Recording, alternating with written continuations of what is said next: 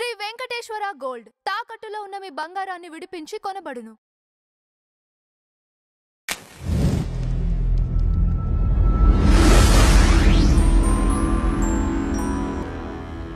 నమస్కారం హర్షవర్ధన్ గారు. నమస్కారం సార్. ఎలా ఉన్నారు? చాలా బాగున్నాను సార్, థ్యాంక్ యూ. కట్ చేస్తే ప్రోగ్రాంలో అండి మనం సినిమా గురించి మాట్లాడుకుందాం అండి. మనం సినిమాని ఎందుకు మాట్లాడుకోవాలనంటే దాంట్లో మనకి చిత్ర పరిశ్రమ రెండు కళ్ళు అంటాం, ఏఎన్ఆర్ గారిని, ఎన్టీఆర్ గారిని. ఆ ఏఎన్ఆర్ గారి ఫ్యామిలీ మొత్తం ఒక సినిమాలో ఉన్నారండి. అవును, అది వాళ్ళకి కూడా రేపు ఇంకో నెక్స్ట్ జనరేషన్కి కూడా అది, లేకపోతే ఫ్యాన్స్కి కానీ అది ఎప్పటికీ చెరగని ఆల్బమ్ కదా. అంతేనండి. అయితే ఒకసారి ఆ డీటెయిల్డ్గా ఎక్కడ దీనికి బీజం పడింది, ఎలా మీ ప్రయాణం కొనసాగింది? ముందుగా ప్రేక్షకులందరికీ నమస్కారం అండి. నేను మీ ప్రోగ్రామ్స్ రెగ్యులర్గా ఫాలో అవుతుంటాను. సో ఎప్పుడెప్పుడు మీతో కలిసి ఇలాంటి చాట్ మంచి చేద్దాం అని ఎదురు చూస్తున్నప్పుడు మీరు మంచి టాపిక్తో రావడం అనేది నాకు చాలా ఆనందదాయకంగా ఉంది. సో కమింగ్ టు మనం అండి, నేను యాక్చువల్గా నా జర్నీ మనం మధ్యలో స్టార్ట్ అయింది. నేను మధ్యలో ఎంటర్ అయ్యా.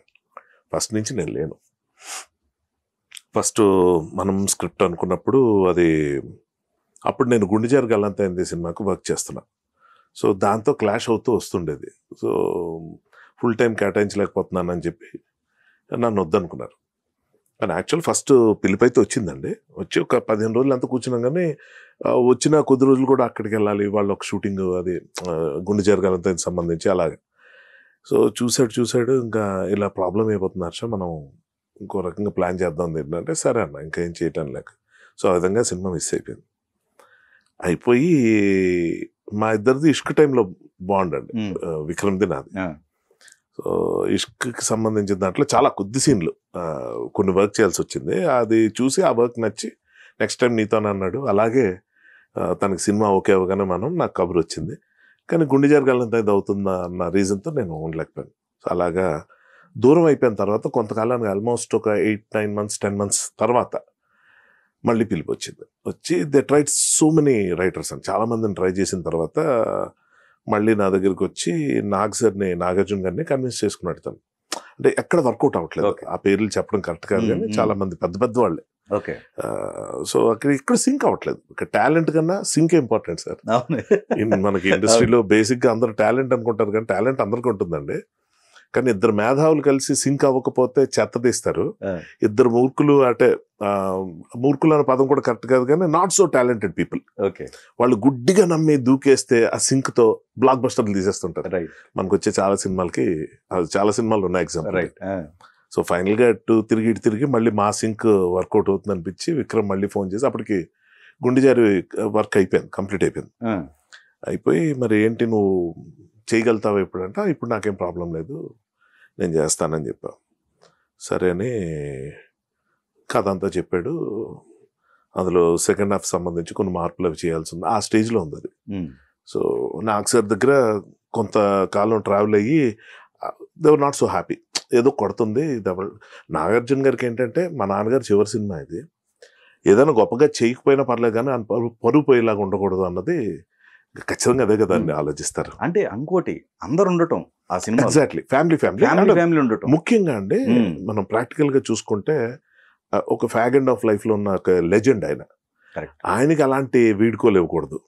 మిగిలిన ఫ్యామిలీ అనకూడదు, కానీ 1-2 సినిమాలు ఇప్పుడు వాళ్ళిద్దరు కలిపి నటించిన మూవీ ఉంది, ఇద్దరు అని ఒక మూవీ ఫర్ ఎగ్జాంపుల్ చెప్తున్నా.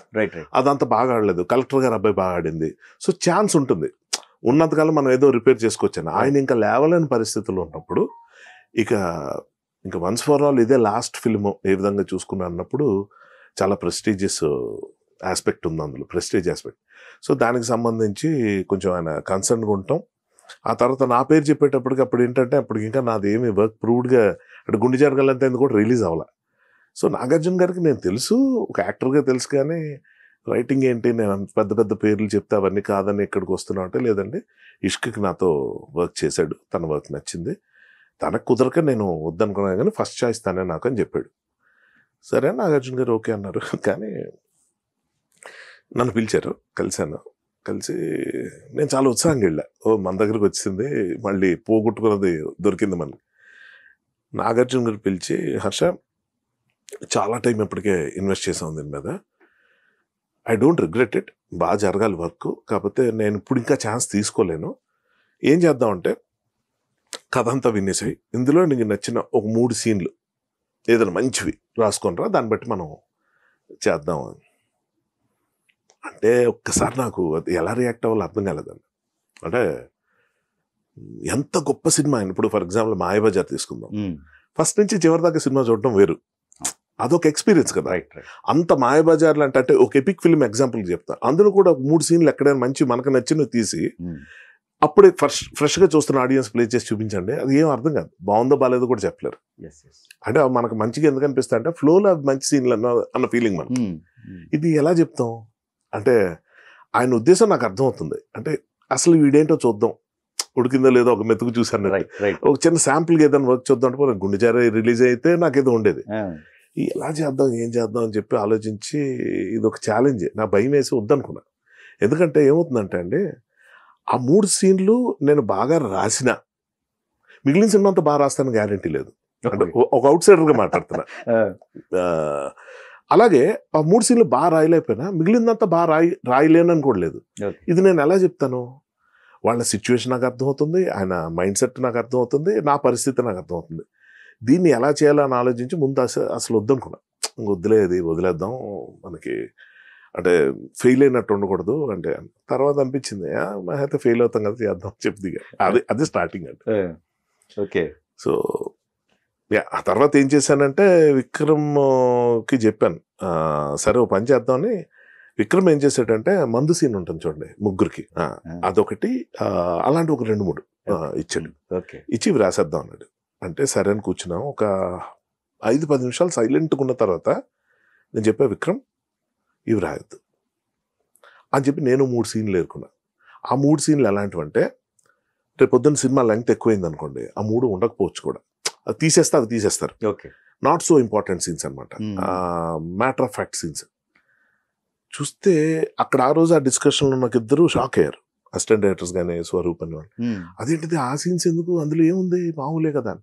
ఒక్క విక్రమ్కి అర్థమవుతుందండి నా ప్లాన్ ఏంటో అని. తను స్మైల్ ఇస్తూ అరే రిస్క్ అయిపోద్ది చూసుకో అన్నాడు. అవని విక్రమ్ అన్న. నా పాయింట్ ఏంటంటే ఒక ఎడిటింగ్లో లేచిపోయే సీన్లు లాంటి మామూలు సీన్లే నేను బాగా రాయగలిగితే నిజంగా మంచి సీన్లు ఎంత బాగా రాస్తానని చెప్పాలన్నది నా ఉద్దేశం. ఇది బిగ్ గ్యాంబుల్ అండి, గ్యాంబ్లింగ్. ఇందులో లాజిక్ ఇదే ఉండదు, కేవలం లక్ ఫ్యాక్టర్ బాగుంటేనే. సరే టుక్ ఏ ఛాన్స్ అండ్ 5 daysలో తిరిగి వస్తా ఉన్నాడిని ఒక గంటలో రాసేసా, గంటన్నర మ్యాక్సిమం రాసేసి రేపటికి అపాయింట్మెంట్ తీసుకుంటే ఎల్లుండికి దొరికింది. నాకు సార్ వచ్చారు, ఏంటి అప్పుడు అయిపోయిందా అంటే, సార్ ఈ సీన్లు రాశాను అనేటప్పుడు ఆయన వాస్ టేకెన్ అబ్యాక్. ఏంటి ఇవి ఓకే సరే అని. ఆ ఫస్ట్ సీన్ వింటూనే ఆయన మొహంలో స్మైల్ కనిపిస్తుంది, అంటే వెలిగిపోతుంది అనమాట. ఆ రైటింగ్ స్టైల్ నచ్చింది ఆయనకి. నచ్చి నాకు కూడా అర్థమైపోతుంది సార్, నేను అభిరుచిని దృష్టిలో పెట్టుకొని రాస్తాను తప్ప పాండిత్యాన్ని కాదు. ఎందుకంటే నేనేదో లిటరేచర్ చేసేసి భాష మీద విపరీతమైన పట్టుండి అటువంటి లిటరేచర్ బ్యాక్గ్రౌండ్ కాదు నాది, ఒక ఎమోషనల్ బ్యాక్గ్రౌండ్, ప్రేక్షకుడి నుంచి వచ్చిన ఒక రైటర్ని, యాక్టర్ని అన్ని. సో నాకు తెలుసు అది నచ్చుద్దని, కానీ ఒక టెన్షన్ ఉండేది చదువుతూ మధ్యలో ఆయన చూస్తుంటే ఆయన ఎలా ఉండే ఆ స్మైలింగ్ ఫేస్, అది అమ్మా అనుకున్నా. అది చాలా పాజిటివ్గా అనిపించింది. 2వ సీన్ చదివా, 3వ సీన్ చదివా. అందులో ఒక సీన్ నాకే కదండి ప్రేక్షకులందరికీ బాగా ఇష్టమైన సీన్. తల్లిని ఎత్తుక్కుంటూ నాగార్జున గారు ఒక బుక్ షాప్లోకి వెళ్ళిపోతారు. ఆ మదర్ కనిపిస్తుంది 2వ జన్మలో, సమంత గారు చేసిన. ఆవిడ బైక్ని ఫాలో అవుతా అలాగే వెళ్ళిపోతా, అమ్మ మళ్ళీ పుట్టిందా అని చెప్పి గబగబా వెళ్ళిపోయి ఆ బుక్ షాప్లోకి వెళ్ళి అవకాశం ఎత్తుతుంటే ఆమె వచ్చి పలకరిస్తుంది, మనం ముందు ఎప్పుడైనా కలిసాం. One of the beautiful scenes అది నాకు ఇష్టంగా. అంటే అది ఎడిటింగ్లో వెళ్ళిపోయి సీన్ కాదు, కానీ అదొకటి బాగా రాశా, అదొకటి పెడదామని. ఎందుకంటే ఆయనకు సంబంధించిన సీను ఆయనకు కూడా తెలుస్తుంది అని. నాగేశ్వర గారి సీన్లు ముట్టుకోదలుచుకోలేదు నేను. ఆ మందు సీన్ కానీ ఏది నాగేశ్వర గారి సీన్ వచ్చినా వద్దు, అది వేరేగా ట్రీట్ చేద్దాం. అది చాలా అంటే వేరేగా అంటే ఏంటో కూడా తర్వాత చెప్తాను.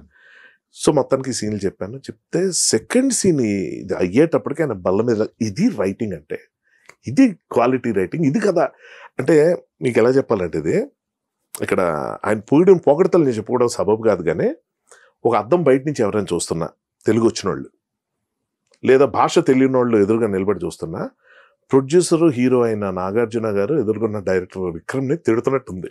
ఆయన నవ్వుతూ చెప్పట్లేదు, ఓకే ఇది కదా రైటింగ్ అంటే, ఇది కదా క్వాలిటీ అంటే, ఏం చేస్తున్నావు ఎంతకాలం అంటే నువ్వు 9-10 నెలలు ఏం పీకావు, ఇది కదా రైటింగ్ అంటే, ఈ మాత్రం రాయించుకోలేకపోతావు. End of the day Vikram రాయించుకుంటేనే నేను రాశా. అవును. సో నేనేదో ప్రత్యేకంగా ఆ ప్రతిబంధి ఏదైనా రాసేస్తానంటే ఎంత గ్యాప్ ఉండదు కదండి. కొంతతో ఇందాక నేను చెప్పినట్టు టాలెంట్ కన్నా సింక్రనైజేషన్ ఇంపార్టెంట్, సింక్ అవ్వాలి. అది విక్రమ్కి నాకు ఎంత టెరిఫిక్గా అవుతుంది అన్నది నాగార్జున గారికి అర్థమైపోయింది. సో వెంటనే ఆయన చాలా అప్రిషియేట్ చేస్తూ ఈ కొసమెరుపు చెప్పాలి మీకు అంత అయిపోయి నా దగ్గరికి వచ్చి, హర్ష చాలా బాగుంది, నిజంగా నేను చాలా ఇంప్రెస్ అయిపోయాను, ఇంకో హెడ్ రాసే మొత్తం అంతా. సార్ ఒక చిన్న రిక్వెస్ట్ అని చెప్పి ఏంటన్నారు, దయచేసి ఇలాంటి పరీక్ష ఇంకోసారి పెట్టకండి సార్, ఎందుకంటే నేను గ్యాంబ్ల్ ఆడేసా అక్కడ, ఇది ఏమవుద్దో నాకు తెలీదు. మీరు చెప్పినట్టు బెస్ట్ సీన్స్ రాస్తే ఏమవుతుంది అన్నది నాకు కూడా తెలీదు. కాకపోతే ఏంటంటే ఒక సినిమా అనేది ఫ్లో ఆఫ్ ఇమోషన్స్ అండి. షూటింగ్ అంటారా, మనం ఫస్ట్ క్లైమాక్స్ తీస్తాం, వెంటనే ఇంటర్వెల్ బ్లాంక్ ప్లాన్ చేస్తాం, సినిమా చివరిలో ఎక్కడో ఇంట్రడక్షన్ సాంగ్ తీస్తాం, ఇలాగా ఆర్డర్ లేకుండా తీసేస్తాం అవైలబిలిటీ. రైటింగ్ అన్నది చూసే ఆడియన్స్ తో సమానం అండి. రైటర్ యాక్చువల్గా ఆడియన్స్, ఫస్ట్ ఆడియన్స్ రైటరే, వాడు ఆ సినిమాని చూసే ఫ్లోలో చాలా ఉంటుంది. అందులో డైలాగ్ రైటింగ్ అనేటప్పటికి మనం డైలాగ్ స్క్రీన్ ప్లే విడగొడతాం కానీ రెండు ఒకటేనండి. యాక్చువల్ మీరు హాలీవుడ్ లో చూస్తే డైలాగ్ రైటింగ్ అని ఉండదు, స్క్రీన్ ప్లే అంటేనే డైలాగ్స్. సో అది మనం చూసుకోవాలి కదా. నేను ఆ ఎక్స్పీరియన్స్ ఎందుకు మిస్ అవ్వాలన్నది నా బాధ. నేను మొత్తం రాసి అందులో 3 సీన్లు తీసుకోవడం వేరు.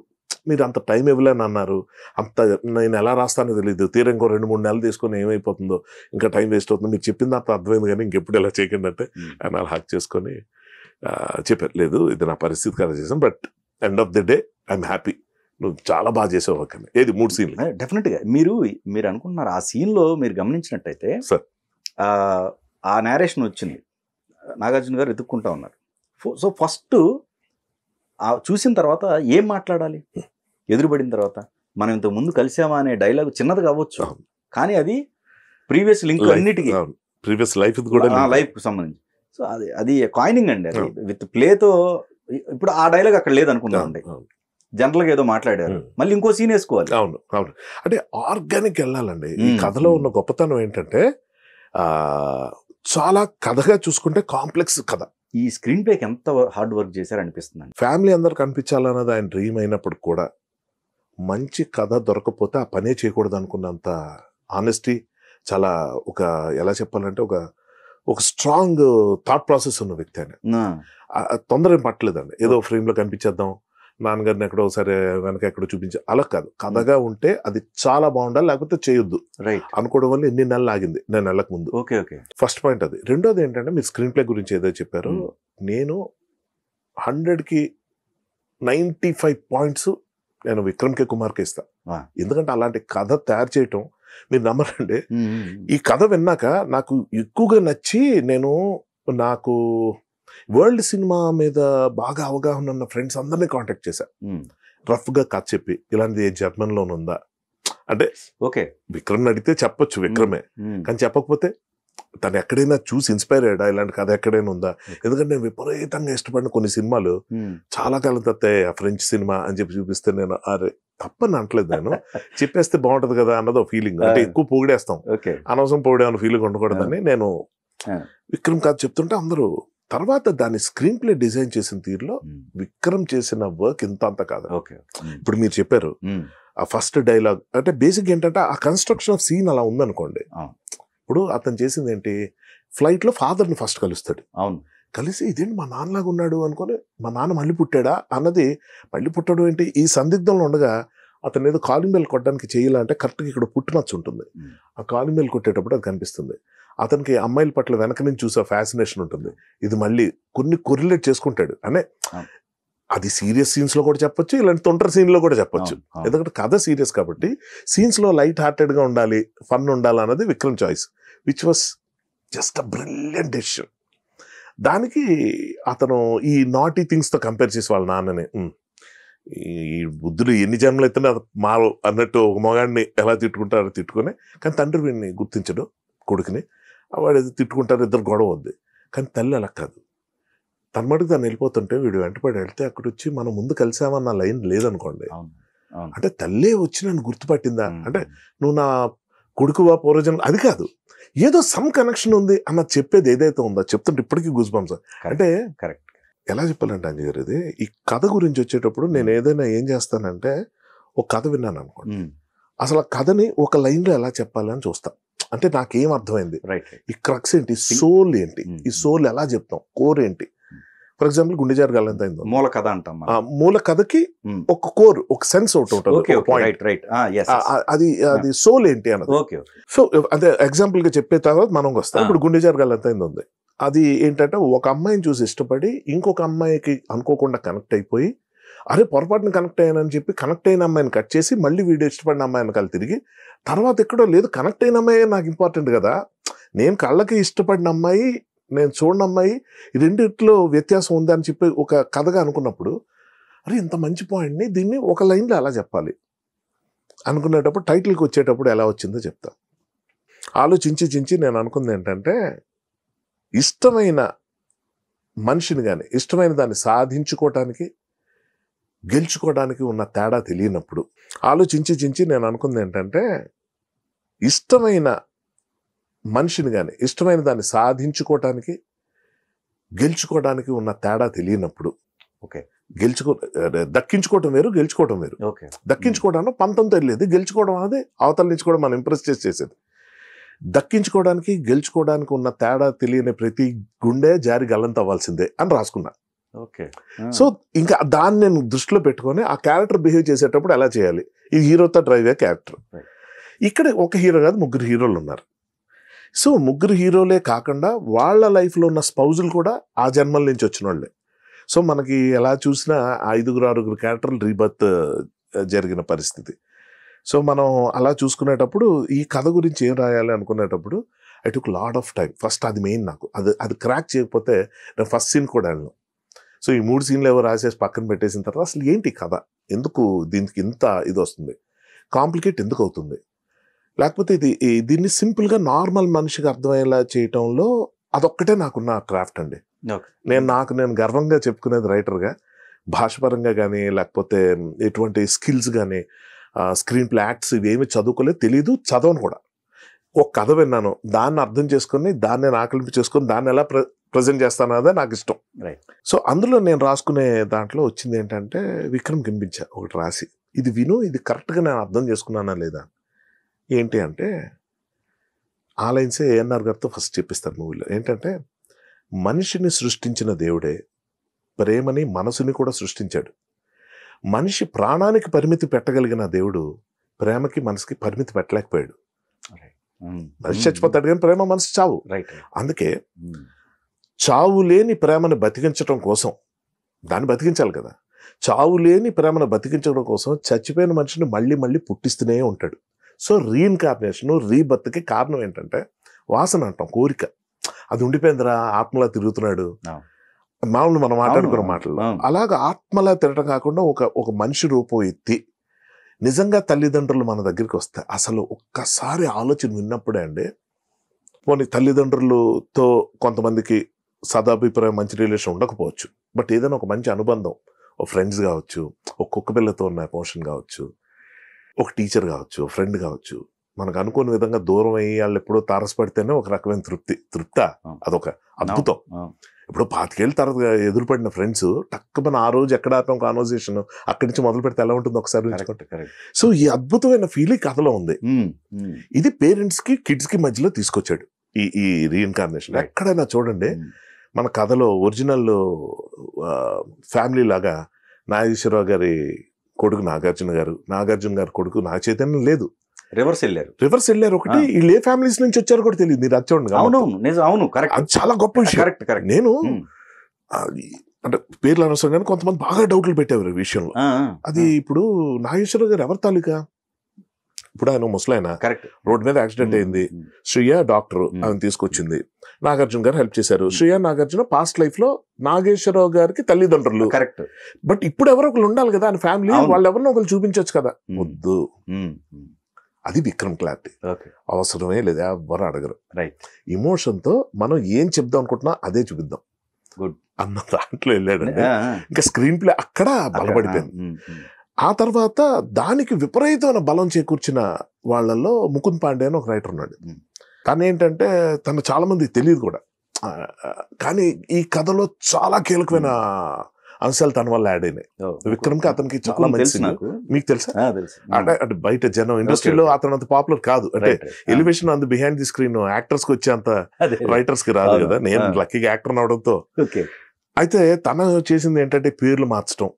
ఇది నాగేశ్వరరావు గారి పేరు నాగార్జున గారికి పెట్టడం, నాగార్జున గారి పేరు చైతన్యకి పెట్టడం, చైతన్య పేరు నాగేశ్వర గారికి పెట్టడం. మామూలుగా కథ చెప్తేనే కన్ఫ్యూజింగ్ ఉండేది, ఎవరికి ఫాదరు, ఎవరు బిడ్డ ఎవరు, ఇది ఉంటుంది. వీడు వచ్చి ఇంకా కన్ఫ్యూజ్ చేశాడు పాండే, అలా ఇలా పెడదాం అంటే విక్రమ్ వెంటనే అరే సూపర్ నేను కొంచెం సేపు ఆగాదు, మామూలుగా చూస్తాను మనకు కష్టంగా ఉంది ఇదే అంటే నేను కొంచెం ఇబ్బంది పడిన మాట వాస్తవం. కానీ నాకు విక్రమ్ చెప్పిన ఒక బ్రహ్మాండమైన పాయింట్ ఏంటంటే, హర్ష ఇప్పుడు నువ్వు కన్ఫ్యూజ్ అవుతున్నావు ఎందుకు, ఇది కాగితం మీద ఆలోచనలో ఉంది. నాగార్జున అని మనం అనగానే మన నాగార్జున గారు అనుకుంటాం కాదు కదా, అది మన చైతన్య కదా. ఇప్పుడు ఆ కథ పేపర్ మీద ఉన్నప్పుడు, ఆలోచనలు ఉన్నప్పుడు అది నువ్వు కష్టం, అది కానీ స్క్రీన్ మీద చూస్తున్నప్పుడు నీకు ఆ డౌట్ రాదు. కానీ సినిమా చూసిన ప్రేక్షకుడు ఇంకోటికి చెప్తా ఉంటే మాత్రం మళ్ళీ కష్టమే బాగుంటుందండి. ఎందుకంటే మళ్ళీ రిపీట్ ఆడియన్స్ రావడానికి కారణం అదే. సో ఈ ట్విస్ట్లు, ఆ పంచ్లు ఇవన్నీ బాగుంటాయి. అది పాండే చేసిన ఇది. నెక్స్ట్ మన శ్రీయా నాగార్జున గారి ట్రాక్ ఒకటి పాస్ట్, వాళ్ళకు ఒక ఫిలాసఫీ మన ఏమంటారు కాన్సెప్ట్. ఒక పేద అమ్మాయి తన సంపాదనతో పెళ్లి కొడుకు బట్టలు కుట్టించడానికి, ఒక జత బట్టలు కుట్టించడానికి 6 నెలల గడువు అడిగిందంటే ఎంత పేదరికం అనిపిస్తుంది అన్నది ఆమెను ఒక ఫోటోలో చూసిన ఒక పెద్ద జమీందారు ఏకైక సంతానం, పెళ్లి గిళ్ళు లేకుండా అలా పడున్న ఒక అతను ఆ పిల్లని చూసి ఇంప్రెస్ అయిపోయి ఒప్పేసుకుంటే, ఆ పిల్ల 6 నెలల గడువు అడిగితే అందరూ షాక్ అవుతారు. ఏదేంటిది నువ్వు అంటే పరిగెట్టుకు రావాలి, అసలు పెళ్లికి నువ్వు ఒప్పుకోవడం ఎక్కువ అలా అడుగుతున్నారు. కాదు ఎందుకు ఒకసారి తెలుసుకుందాం. ఊరికి వెళ్ళిన తర్వాత ఎంత కటిక దరిద్రం అనుభవిస్తుందో. ఒక జత బట్టలు, పెళ్లి బట్టలు కుట్టించడానికి 6 నెలల పిల్ల వాళ్ళ బామ్మ కలిసి పొలం పనులు చేసుకుంటున్నారు మెట్టు భూమి. అది చూసి ఇలా దిగిపోతాడు రంగంలోకి.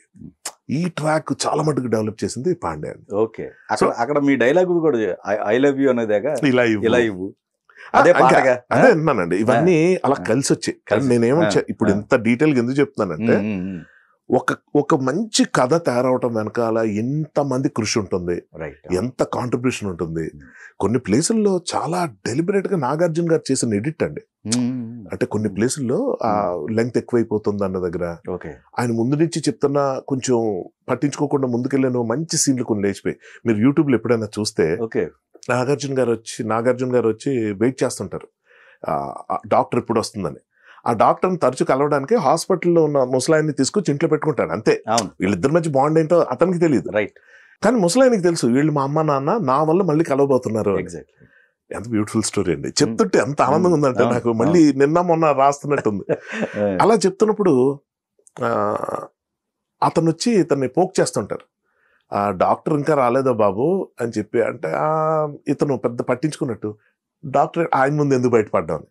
డాక్టర్ ఎవరు? మన డాక్టర్ రాలేదండి అని.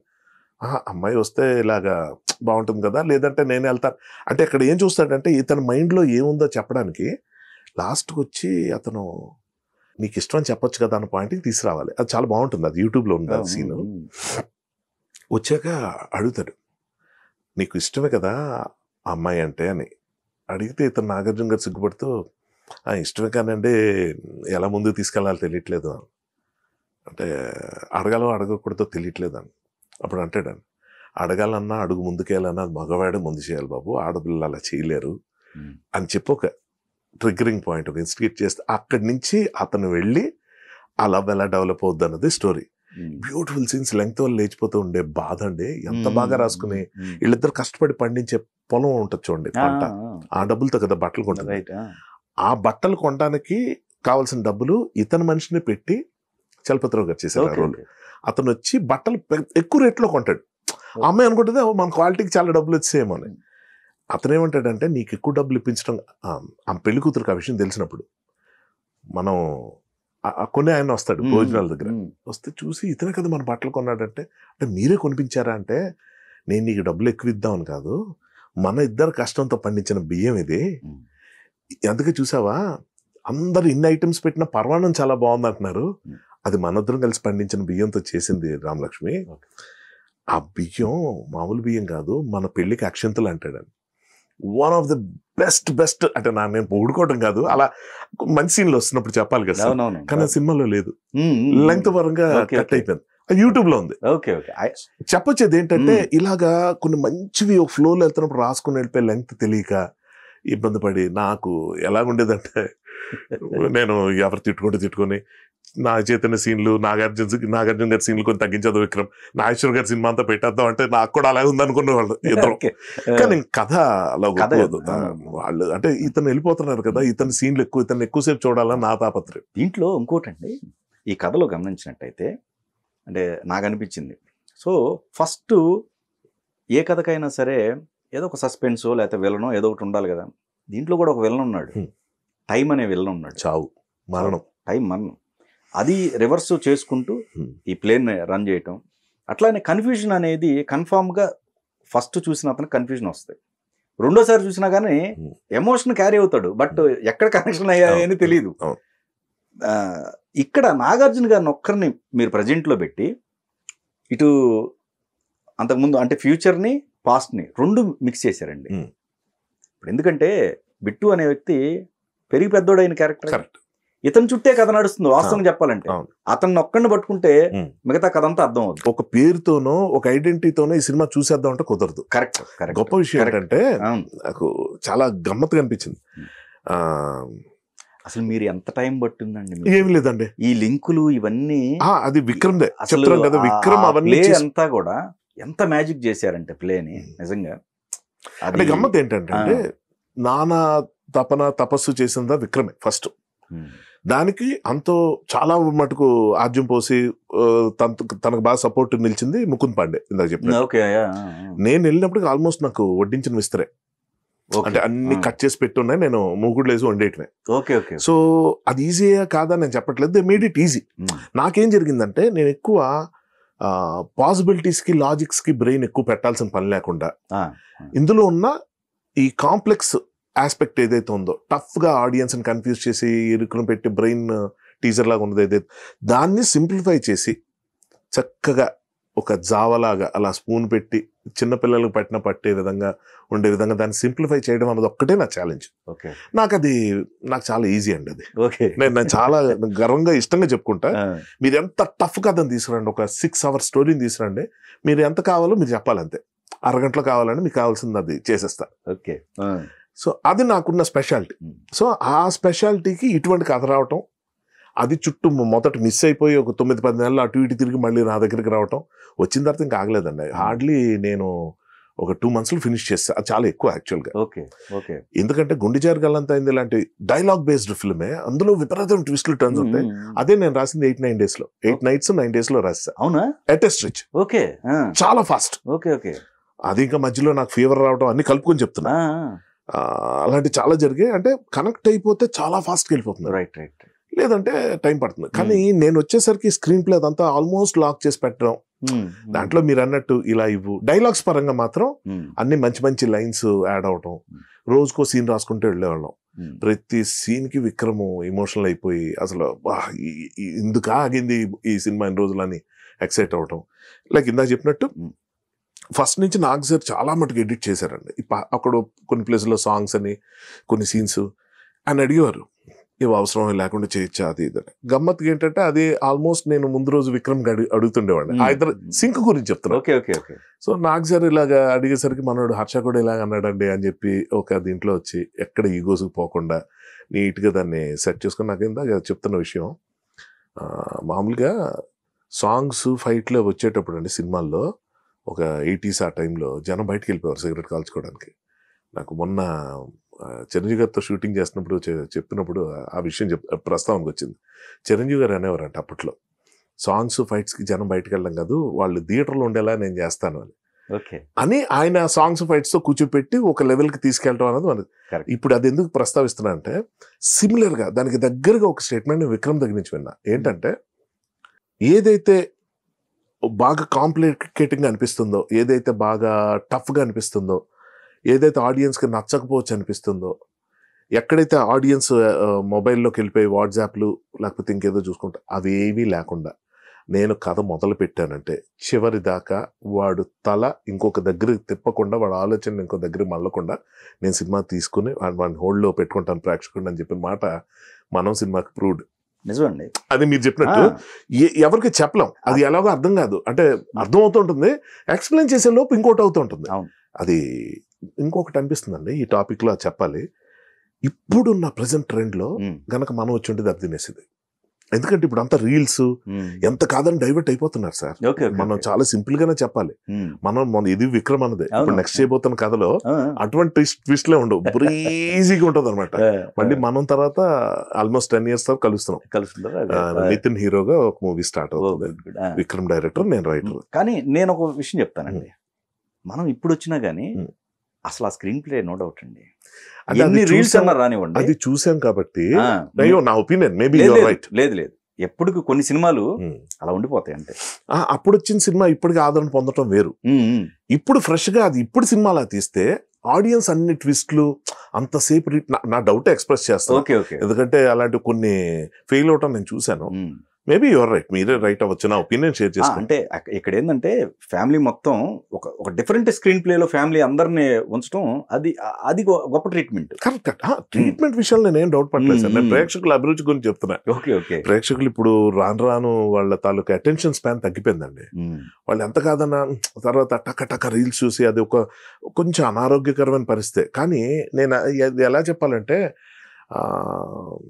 ఇష్టంగా అవి ఇవి అన్ని తింటున్న వాళ్ళు చూసి మనం అలా తినకూడదు అన్నాం అనుకోండి, వాడికి అది ఆనందాన్ని ఇస్తున్నప్పుడు మనం వద్దంటే అది తప్ప, లేకపోతే వాడి హెల్త్ గురించి ఆలోచించి ఇస్తున్న ఈ సజెషన్ రైట్ అన్నది చెప్పలేం. సిమిలర్ గా ఆడియన్స్ తాలూకు అటెన్షన్ స్పాన్ ఇప్పుడు చిన్నదైపోయింది. వాళ్ళు ఎంతసేపు ఓపిక్ గా కథ విందాం, ఒకటి చూద్దాం అన్నది లేదేమో అని నా ఫీలింగ్. ఎందుకంటున్నానంటే ఆ టైంలో ఉన్న ప్రేక్షకుల పట్ల నాకున్న గౌరవం చెప్పడానికి. అప్పుడు అంత మంచి ప్రేక్షకులు ఉండేవారు అంటే ఒక జస్ట్ 10 years లో ఎంత మార్పా అన్నది ఒక వాస్తవం ఉంది. అండ్ ఇంకోటండి, ఇక్కడ వీళ్ళ ముగ్గురు ఓకే, అమల గారిని అసలు ఎక్కడొకటి పెట్టాలని చెప్పేసి అనుకోవటం ఏది ఆ ట్రావెల్ లో మీరు అంటే ఫ్రాంక్లీ అండి, అమల గారినే కాదు అఖిల్ ఉన్నాడు ఉంది కాబట్టి నాకేంటంటే సుశాంత్, అలాగే మన ఇంకా ఫ్యామిలీ మెంబర్స్ లో అందరిని పెట్టేద్దామని. అంటే నేను ఒకటే చెప్తాను, ఎవరిని వదలకుండా. నా ఉద్దేశం ఏంటంటే ఒక ఆల్బమ్ లా ఉండాలి. రైట్. ఇప్పుడు అంటే మీరు అన్నట్టే ఏఎన్ఆర్ గారి ఫ్యాన్ ని అలా చెప్పడం కరెక్ట్ కాదు, కానీ ఎలా చెప్పాలంటే అండి, నా కనెక్ట్ నేను పుట్టి పెరిగిన తర్వాత ఫస్ట్ సినిమాల్లో నేను చూసింది మాయాబజార్ అండి. అంటే అప్పటికే థియేటర్లో రిపీట్ అయింది కాబట్టి చెప్తున్నాను, నేను 1950లో పుట్టలేదు. కాకపోతే ఏంటంటే ఆడియో క్యాసెట్ వింటూ మా ఇంట్లో ఉండేది. చాలా చిన్నపిల్లాడిగా ఉంటున్నప్పుడు ప్రేమాభిషేకం అనే సినిమా, అంటే మా ఇంట్లో ఏఎన్ఆర్ ఫ్యాన్స్ చాలా ఎక్కువ. వాళ్ళు ఆ క్యాసెట్లన్నీ పెట్టుకుని ఉంటే అవి ఆడియో క్యాసెట్స్ ఉంటే బాగా వింటూ వింటూ వింటూ వింటూ నాకేంటంటే బయటికి వెళ్ళి ఆడుకోవటం, ఫ్రెండ్స్తో కలవడం అది ఎప్పుడు లేదండి. చాలా ఒంటరిగా ఉండేవాడిని. సో నాకు ఇమాజినేషన్ చాలా ఇష్టం, పుస్తకాలు చదవటం బాగా చదివేవాడిని. అలాగే ఈ ఆడియోస్ వింటాం అంటే కళ్ళు మూసుకొని అవి విని గుర్తున్నంత వరకు సినిమా రికాలెక్ట్ చేసుకోవడం వరకు ఒకటైతే, నేను ఊహించుకోవడం కొంత, అలా క్రియేటివ్ బ్రెయిన్ డెవలప్ అయిందేమో నాకు ఇటువైపు ఇంట్రెస్ట్ పెరిగిందేమో అని డౌట్. సో ఆ రోజుల్లో మాయాబజారు లాంటి సినిమాలో డైలాగ్స్ నాకు ఇలా వచ్చేసేవి. I'm talking about almost like 2nd class 3rd class ఆ ఏజ్ మీరు ఊహించుకోండి. సినిమా అంతా చెప్పేసేవాడిని. అంటే అంతలాగా ఇదేంది. ఇది ఎందుకు చెప్తున్నా అంటే ఆ మాటలు నేర్చుకున్న వయసు కదా అది. ఇప్పుడు నేను చెప్తుంది ఆ మాటలు నేర్చుకున్న వయసులో అక్కినేని నాగేశ్వరరావు గారి సినిమాలో మాటలు ప్రాక్టీస్ చేస్తూ మాటలు నేర్చుకున్న నాకు, మాటల రచయితగా తర్వాత ఫ్యూచర్లో ఎదిగిన తర్వాత చివరాఖరి సినిమాకి ఆయనకి నేను మాటలు రాయటం అన్నది ఏదైతే ఉందో, ఓకే సూపర్, అది దట్ ఈస్ సంథింగ్. అదొక మిరాకిల్ నాకు. అసలు ఇంత కోయిన్సిడెన్స్ ఏంటి, ఇంత మ్యాజిక్ ఏంటి, ఎవరెవరికి వెళ్ళటం ఏంటి, మళ్ళీ నా దగ్గర రావడం ఏంటి, రకరకాల అపోలు, అది ఉంటానా ఉండనా తెలీదు. ఆ ప్రాజెక్ట్లో లేను ఒక స్టేజ్లో మళ్ళీ అక్కడికి వెళ్ళి ఆ తర్వాత ఏఎన్ఆర్ గారికి రాసిన లైన్స్ ఇందాక చెప్పిన ఉపయోగ స్టార్టింగ్ ఇది ఉంటుంది, మనిషిని సృష్టించిన దేవుడు మనసుని ప్రేమ సృష్టి, అదానికి ఎంత నచ్చేసిందంటే ఇది ప్రోలాగ్ లాగా చెప్తే బాగుంటుంది అన్న ఐడియా అయింది. అప్పుడు ఆ సీన్లో తీసేసి సీన్లో పెట్టకుండా ముందు అంత ఒక యాక్సిడెంట్ కేయాస్ అంతా చూపించి టైటిల్ స్టార్ట్ చేసే ముందు డార్క్ స్క్రీన్ మీద అతని వాయిస్తో మనిషిని సృష్టించిన దేవుడే మనసుని ప్రేమను సృష్టించాడు అంతా చెప్పి, సో మళ్ళీ చచ్చిపోయిన మనిషిని మళ్ళీ పుట్టిస్తుంటానే అని మనం టైటిల్ రావడం గూస్ బంప్స్ మాకు మొన్న రిలీజ్ అండి అది చెప్పాలి. ఆల్మోస్ట్ 10 years తర్వాత రిలీజ్ చేశారు. ఆశ్చర్యం వేసింది సార్. అంటే ఇది ఫస్ట్ రిలీజ్ లో చూసాం. అంటే ఆడియన్స్ ఎంజాయ్ చేస్తున్నారు, అందులో ఏ డౌట్ లేదు. కానీ విక్రము నేను మా టీం అంతా కూర్చున్నప్పుడు ఆడియన్స్ ఓకే ఇష్టపడుతున్నారు, కానీ ఒక టీమ్ గా సుప్రియ గారు వచ్చారు ఆ రోజు, సుమంత్ గారు వచ్చారు, అలాగే మా టీం అంతా వెళ్ళాం. నాగ చైతన్య, నెక్స్ట్ మన విక్రము, అందరూ. సార్ మేము చూసిన సినిమా కదా అన్న ఫీలింగ్ నాకు. ఆ మూవీ చూస్తుంటే ఫ్రెష్గా ఆ ఫిల్మ్ చూస్తున్నట్టు, దానికి నేను రైటర్ అన్న విషయం కూడా మర్చిపోయి ఎంత ఎక్సైట్ అయ్యానో, ఎంత ఇది అవుతున్నాను చూస్తే ఇంటర్వ్యూలో అందరూ అదే చెప్తున్నారు, మా వాళ్ళు కూడా టీం. సుప్రియ గారు అయితే ఎంత ఎమోషనల్ అయిపోయి అసలు ఏంటిది ఇలా ఉందేంటి అని చెప్పి నన్ను మెచ్చుకుంటూ అన్ని చూసిన తర్వాత మీరు అన్నట్టు మంచి సినిమాకి ఎక్స్పైరీ డేట్ ఉండదండి. నేను అంటే జనరేషన్స్ గురించి మాట్లాడుతున్నా. ఇప్పటికి మాయాబజార్ ఇప్పుడు మనం మొన్న మధ్య రిలీజ్ చేస్తే క్యూలో ఉన్నారు. కరెక్ట్. కాబట్టి మంచి సినిమాకి ఉండదు, అది కూడా ఎక్స్పైరీ డేట్ ఉండదు. కరెక్ట్. ఉండదు అది. No doubt. కరెక్ట్. సో అది ప్రోలోగ్ లో వాడి అది నాగార్జున గారు, నాగేశ్వర గారు అది పెట్టడం ఇవన్నీ అలా సెట్ అయినాయి. కానీ కొన్ని సీన్లు అండి ఎంత సెన్సిటివ్గా ఆ డ్రైవ్ చేసినప్పుడు కొన్ని సీన్లు అనిపిస్తూ ఉంటాయి. ఇప్పుడు ఫర్ ఎగ్జాంపుల్ ఈయన వాళ్ళిద్దరిని కలిపేటి, ఇది నాగార్జున గారి క్యారెక్టర్ వాళ్ళిద్దరిని కలిపే లవ్ సీక్వెన్స్ క్రియేట్ చేయటం. తర్వాత నాగేశ్వరరావు గారు హాస్పిటల్లో అమ్మకు పెళ్ళి అయిందని చెప్పేసి మెట్టలు చూస్తాం, లేదంటే పెళ్లి కాలేదని. ఇవి చిన్న చిన్నవి అనిపించవచ్చు, కానీ ఎంత బాగున్నాయి అంటే అట్లానే మందు సీన్ ముగ్గురు కరెక్ట్ ఎంత ఫన్ క్రియేట్ చేశారు అది. అంటే మీరు చూస్తే ఎంటర్టైన్మెంట్ తో పాటు ఎమోషన్ కూడా ఉంటుందండి. ఎమోషన్ అందులో ఏంటి, నాగేశ్వరరావు గారికి వాళ్ళ నాన్న నాగార్జున గారు వాళ్ళ నాన్న నాగేశ్వరరావు గారికి కథ ప్రకారం రైట్. అరే మా నాన్న మళ్ళీ పుట్టాడు, ఏదో చక్కగా పెళ్లి చేసుకుందాం అనుకుంటే వాడెవడో తగులుకున్నాడు. నాగ చైతన్య ఏంటో నాగేశ్వర గారికి తెలియదు. కరెక్ట్. అవును. నాగార్జున గారి తండ్రి అతను. అవును. సో ఇది చెప్పుకోలేరు ఓపెన్ గా. చూడండి బ్యూటీ అంతా బాగా డ్రైవ్ చేసి. సో సార్ వాడెవడో తాగుతున్నాడు కదా, ఒక తాత మనోడిని తిట్టుకున్నట్టు ఉంటది. వచ్చి బిట్టు మందు కొట్టు, బిట్టు నువ్వు తాగు, బిట్టు నువ్వు అది ఇది అంటే ఇతను నాకు ఇష్టం లేదని నాన్నకి ఇస్తాడు. ఇతనికి ఏంటంటే అమ్మా మా నాన్న చెడిపోకూడదు అని చెప్పి అలవాట్లయితే ఇతను తాగేస్తాడు. అక్కడ ఇంకో డైలాగ్ ఉంటుంది, అంటే మీరు ఉన్నారు కదండి అంటే నేను అనుకుంటారే ముందు మీరు ఉన్నారంటే అది వెనక నేను ఉంటాను. సో అలాగా అందుకే నా అనుకుంటండి మీరు తాగేయండి అని తాగేసి అయిపోయిన తర్వాత మీరు చూస్తే ఒక కొడుకు పట్ల ఒక తండ్రి పడే వేదన అన్నది ఫన్నీగా చూపించడం జరుగుతుంది ఆ సీన్ లో. అంటే నా కొడుకు తాగకూడదు అని అక్కడ తండ్రి లెక్క ప్రకారం చూస్తే కొడుకు అసలు నా తండ్రి తాగి పాడైపోవడం ఏంటి, మా అమ్మని కలిసి హాయిగా ఉండాలి కదా, అప్పుడు ఆ లైఫ్ లో ఎంజాయ్ చేయలేకపోయారు, చనిపోయారు అని అతను అనుకుంటే, నాగార్జున గారి క్యారెక్టర్ నాగ చైతన్య గారిని చూసి అరే ఇతను నా తండ్రి, ఈ తాగుడేంటి ఇలాగా లవ్ ఫెయిలియర్ అయ్యి పిచ్చి పిచ్చికి ఇంకో అమ్మాయి ఎంత పెడుతుంటాడండి, మా అమ్మను వదిలేసి ఎటో తిరుగుతున్నాడంటే చెయ్యి అని చెప్పి తిట్టుకొని. చూడండి అక్కడ ఎంత బ్యూటీయో. ఆ జనరేషన్స్ మ్యాచ్ చేస్తున్న ఎమోషన్స్ ఉంటున్నాయి, అండ్ ఫాదర్ సన్ రిలేషన్ సంబంధించిన ఎమోషన్స్ కంటిన్యూ అవుతున్నాయి. అది చాలా కష్టం అండి. ఇంకోటండి, ఈ ప్లేలో రివీల్ అయ్యే సిచ్యువేషన్స్ ఉంటాయి అనుకోండి, అవి చాలా ఛాలెంజింగ్. ఎక్కడన్నా చిన్న డ్యామేజ్ జరిగినా స్పాయిల్, మొత్తం ప్లే అంతా కూడా చెడిపోతుంది. కరెక్ట్. ఫర్ ఎగ్జాంపుల్ ఇప్పుడు ఫస్ట్ నుంచి తీసుకున్నట్టయితే ఈయనకి అర్థమైంది వీళ్ళు నా తల్లిదండ్రులని, ఆయనకి తెలిసింది ఈయన మా తల్లిదండ్రులు అని చెప్పేసి. వాళ్ళకు కూడా కనెక్టివిటీ సీన్స్ కూడా భలే ఉన్నాయి. ఏదో కింద పడిపోయినప్పుడు శ్రేయ వాళ్ళు తీసుకెళ్లిపోయి హాస్పిటల్లో వాళ్ళిద్దరిని కలపటం, అక్కడ వీళ్ళు చూడటం, ఇవన్నీ కూడా ఇంటర్లింక్ అన్ని కూడా బాగా వేశారు.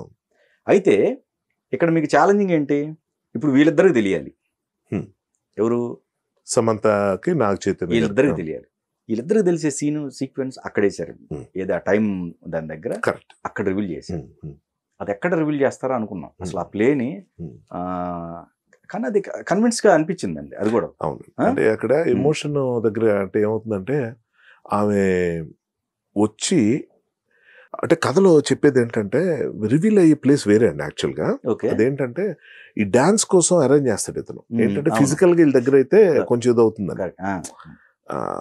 అని ఆ మదర్ ని ఆ డాన్స్ క్లాస్ అది పెట్టినప్పుడు ఫస్ట్ నాగ చైతన్య గారి క్యారెక్టర్ చూసినప్పుడు అండి సమంత గారిని చూసిన వెంటనే అతను గుర్తుపెట్టేస్తాడు, ఇవి నా వైఫే కదా అని గుర్తుపట్టినట్టు నటిస్తాడు. ఆమె తర్వాత రోడ్డు మీద వెళ్తూ మెరుపుల్లాగా ఏదో వచ్చి ఆ తర్వాత ఇంటికి వచ్చి చూస్తే పడుకున్న నాగ చైతన్య గారి క్యారెక్టర్ని చూసి ఆమె రియలైజ్ అవుతుంది. యాక్చువల్ చెప్పాలంటే రియలైజేషన్ పాయింట్స్ చాలా ఒక విధంగా చెప్పాలంటే చిన్న సినిమాటిక్ లిబర్టీ తీసుకొని ఫట్మని వెళ్ళిపోయాడు, దాని మీద ఎక్కువ వర్క్ చేయకుండా.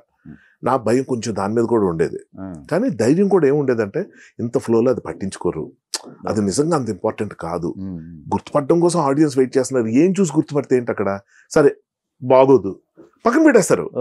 ఇప్పుడు మనకి తింటున్న ఫుడ్ లో ఏదో కొంచెం నచ్చంది ఏదో ఒకటి కనిపించింది, నచ్చంది అంటే తినలేని ఏదో కనిపించింది అనుకో, దాన్ని తీసి పక్కన పెట్టినట్టు ఉంటుంది తప్ప ఫుడ్ హేట్ చేయం కదా. కానీ అంత గ్రాంటెడ్ గా తీసుకోవచ్చా, ఇది నిజంగా వర్కౌట్ అవుద్దా ఏంటి అన్నది ఆ భయం అయితే ఉంది నాకు కూడా. కానీ ఉన్న ధైర్యమే గెలిచింది తప్ప ఆ భయం ఏ రోజు బయటికి రాలా. సో ఫస్ట్ ఆ డాన్స్ క్లాస్ డైలాగులు చెప్పించేస్తాను సింపుల్ గా. డాన్స్ క్లాస్ లో చూసినప్పుడే నేను గుర్తుపట్టాను అంటాడు. ఎక్కడ టెంట్ లో కలుస్తారు ఇద్దరు ఒక దగ్గర, ఆల్మోస్ట్ క్లైమాక్స్ టైంలో కలిసినప్పుడు అతను మీసం పెట్టుకొని వస్తాడు, ఎందుకంటే పాస్ట్ లో మీసం ఉంటుంది, ఫ్రెష్ స్టోరీలో మీసం ఉండదు. ఆ పెట్టుడు మీసం పెట్టుకొని కనిపిస్తే ఒక్కసారి షాక్ అయిపోతుంది అమ్మాయి, ఉనికిపోతుంది. అప్పుడు చెప్తాడు, నాకు నిన్ను ప్రేమించడానికే టైం సరిపోలేదు, ఇంకొక అమ్మాయిని ఎందుకు ప్రేమిస్తాను అనుకున్నావు, అసలు అది క్వశ్చనే కాదు అంటే ఆ అమ్మాయి అపార్థం చేసుకుంటుంది.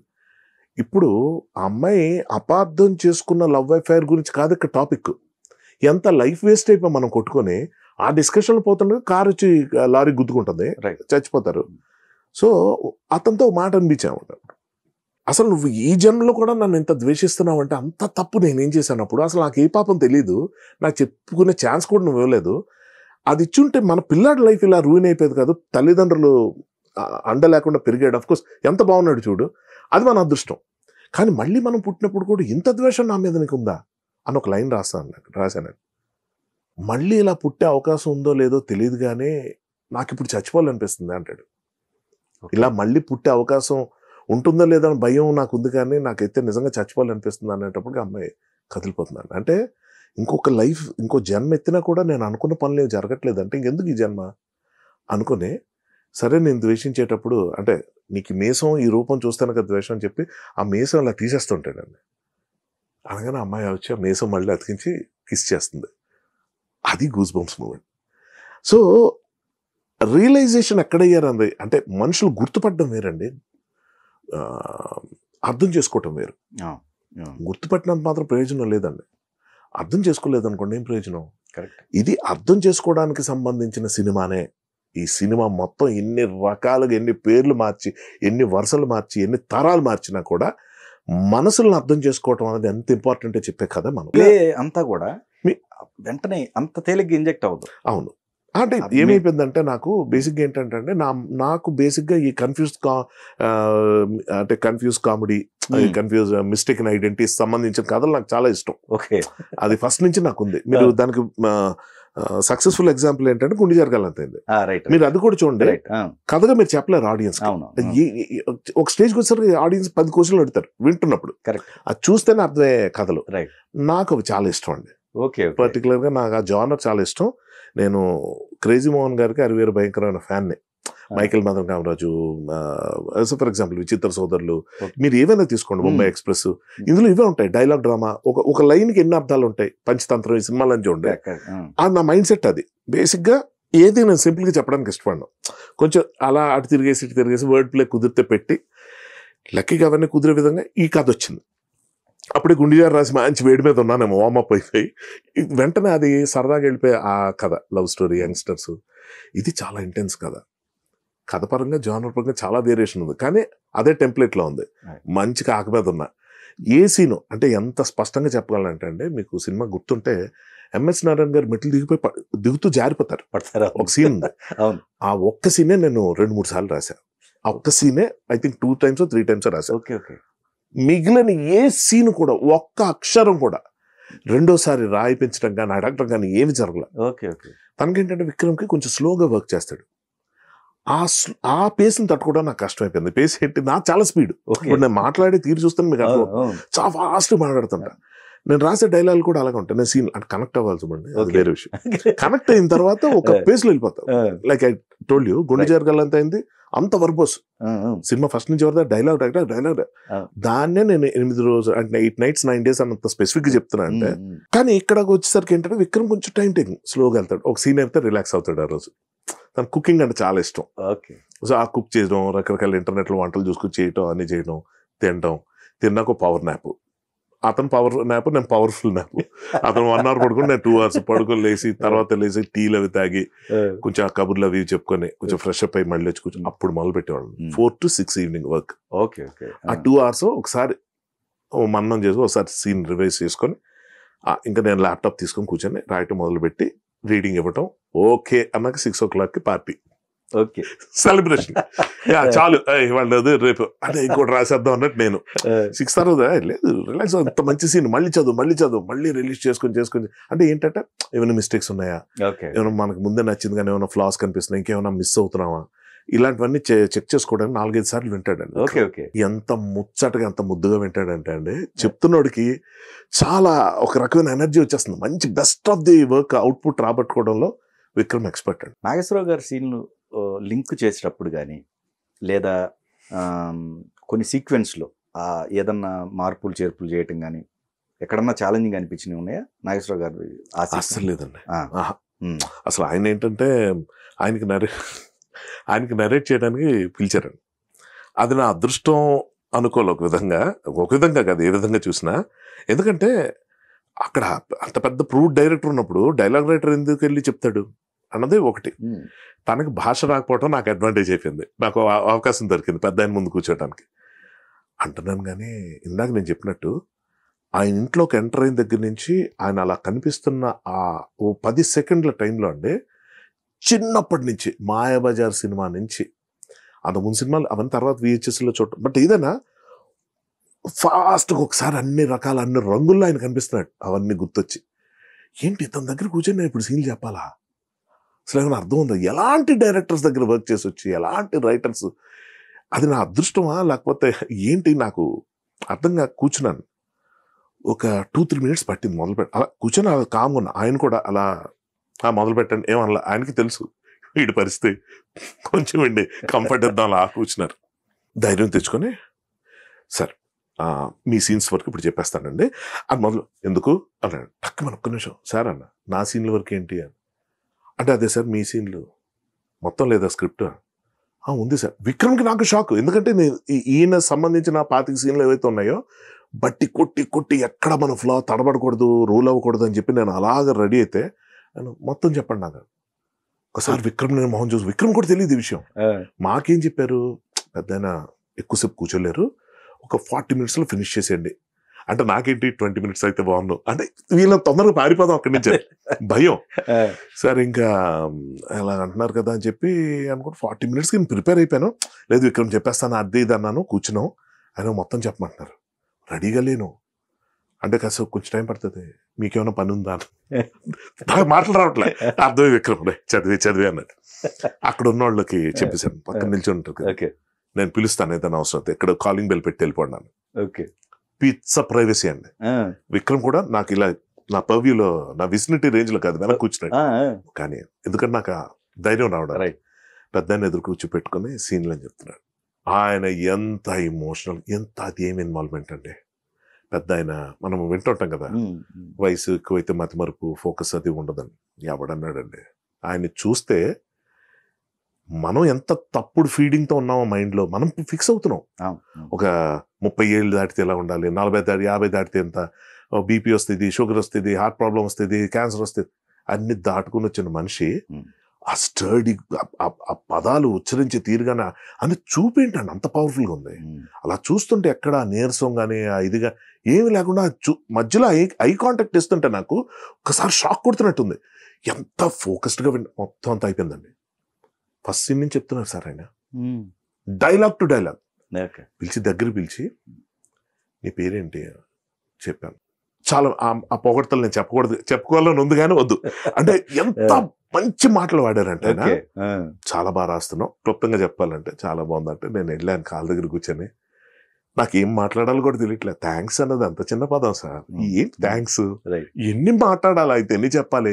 ఆయనకి అర్థమైపోయింది. అలా నా తల మీద చేయేస్తే ఇలా చుట్టూ తిరిగి విక్రమ్ అరే ఫోటో తీస్తాను, ఆ ఫోటో ఒకటి తీసుకున్నా. అసలు చాలా హ్యాపీ. అది మోస్ట్ మెమరబుల్. అంటే ఎందుకంటే అండి, ఒక సెలబ్రిటీ ఫోటో తీసుకోవడం వేరు, మన వర్క్ ఆయనకి నచ్చి, ఆ వర్క్ ఏంటి వేరే ఎవరితో చేసేది కదా, ఆయన చేయబోతున్న వర్క్. ఎన్ని వంకలు పెడతారని భయపడ్డాను. అదేంటి ఇదేంటి అని అడిగితే సమాధానం చెప్పాలని రెడీగా ఉన్నా. ఎందుకంటే డైలాగ్ ఎంచడం అన్నది ఎవరైనా చేస్తారు సార్. ఫర్ ఎగ్జాంపుల్ ఒక 10 లైన్ చదివినప్పుడు ఆ డైలాగ్ ఎందుకమ్మా అది, ఆ డైలాగు ఎందుకు అని అడిగితే నాకు ఇష్టం. ఓకే, ఆ డైలాగ్ వద్దు అనకూడదు, ఎందుకు రాశాను అడగాలి. అది ఏంటి ఆ లైన్, అది ఏదో కొంచెం దేనిగా ఉందా, కనెక్ట్ అవుతుందా, దేనికి అది లేదండి ఈ మీనింగ్ ఉంది దాంట్లో. అట్లా వచ్చిన సందర్భం ఉందండి? ఉన్నాయి, చాలా ఉన్నాయండి. అంటే ఫర్ ఎగ్జాంపుల్ ఇందాక మీరు ఒక ఎగ్జాంపుల్ చెప్పారు, బలి చెప్పారు అనుకోండి, గుర్తురాట్లా. నేను ఒకటి చెప్తా.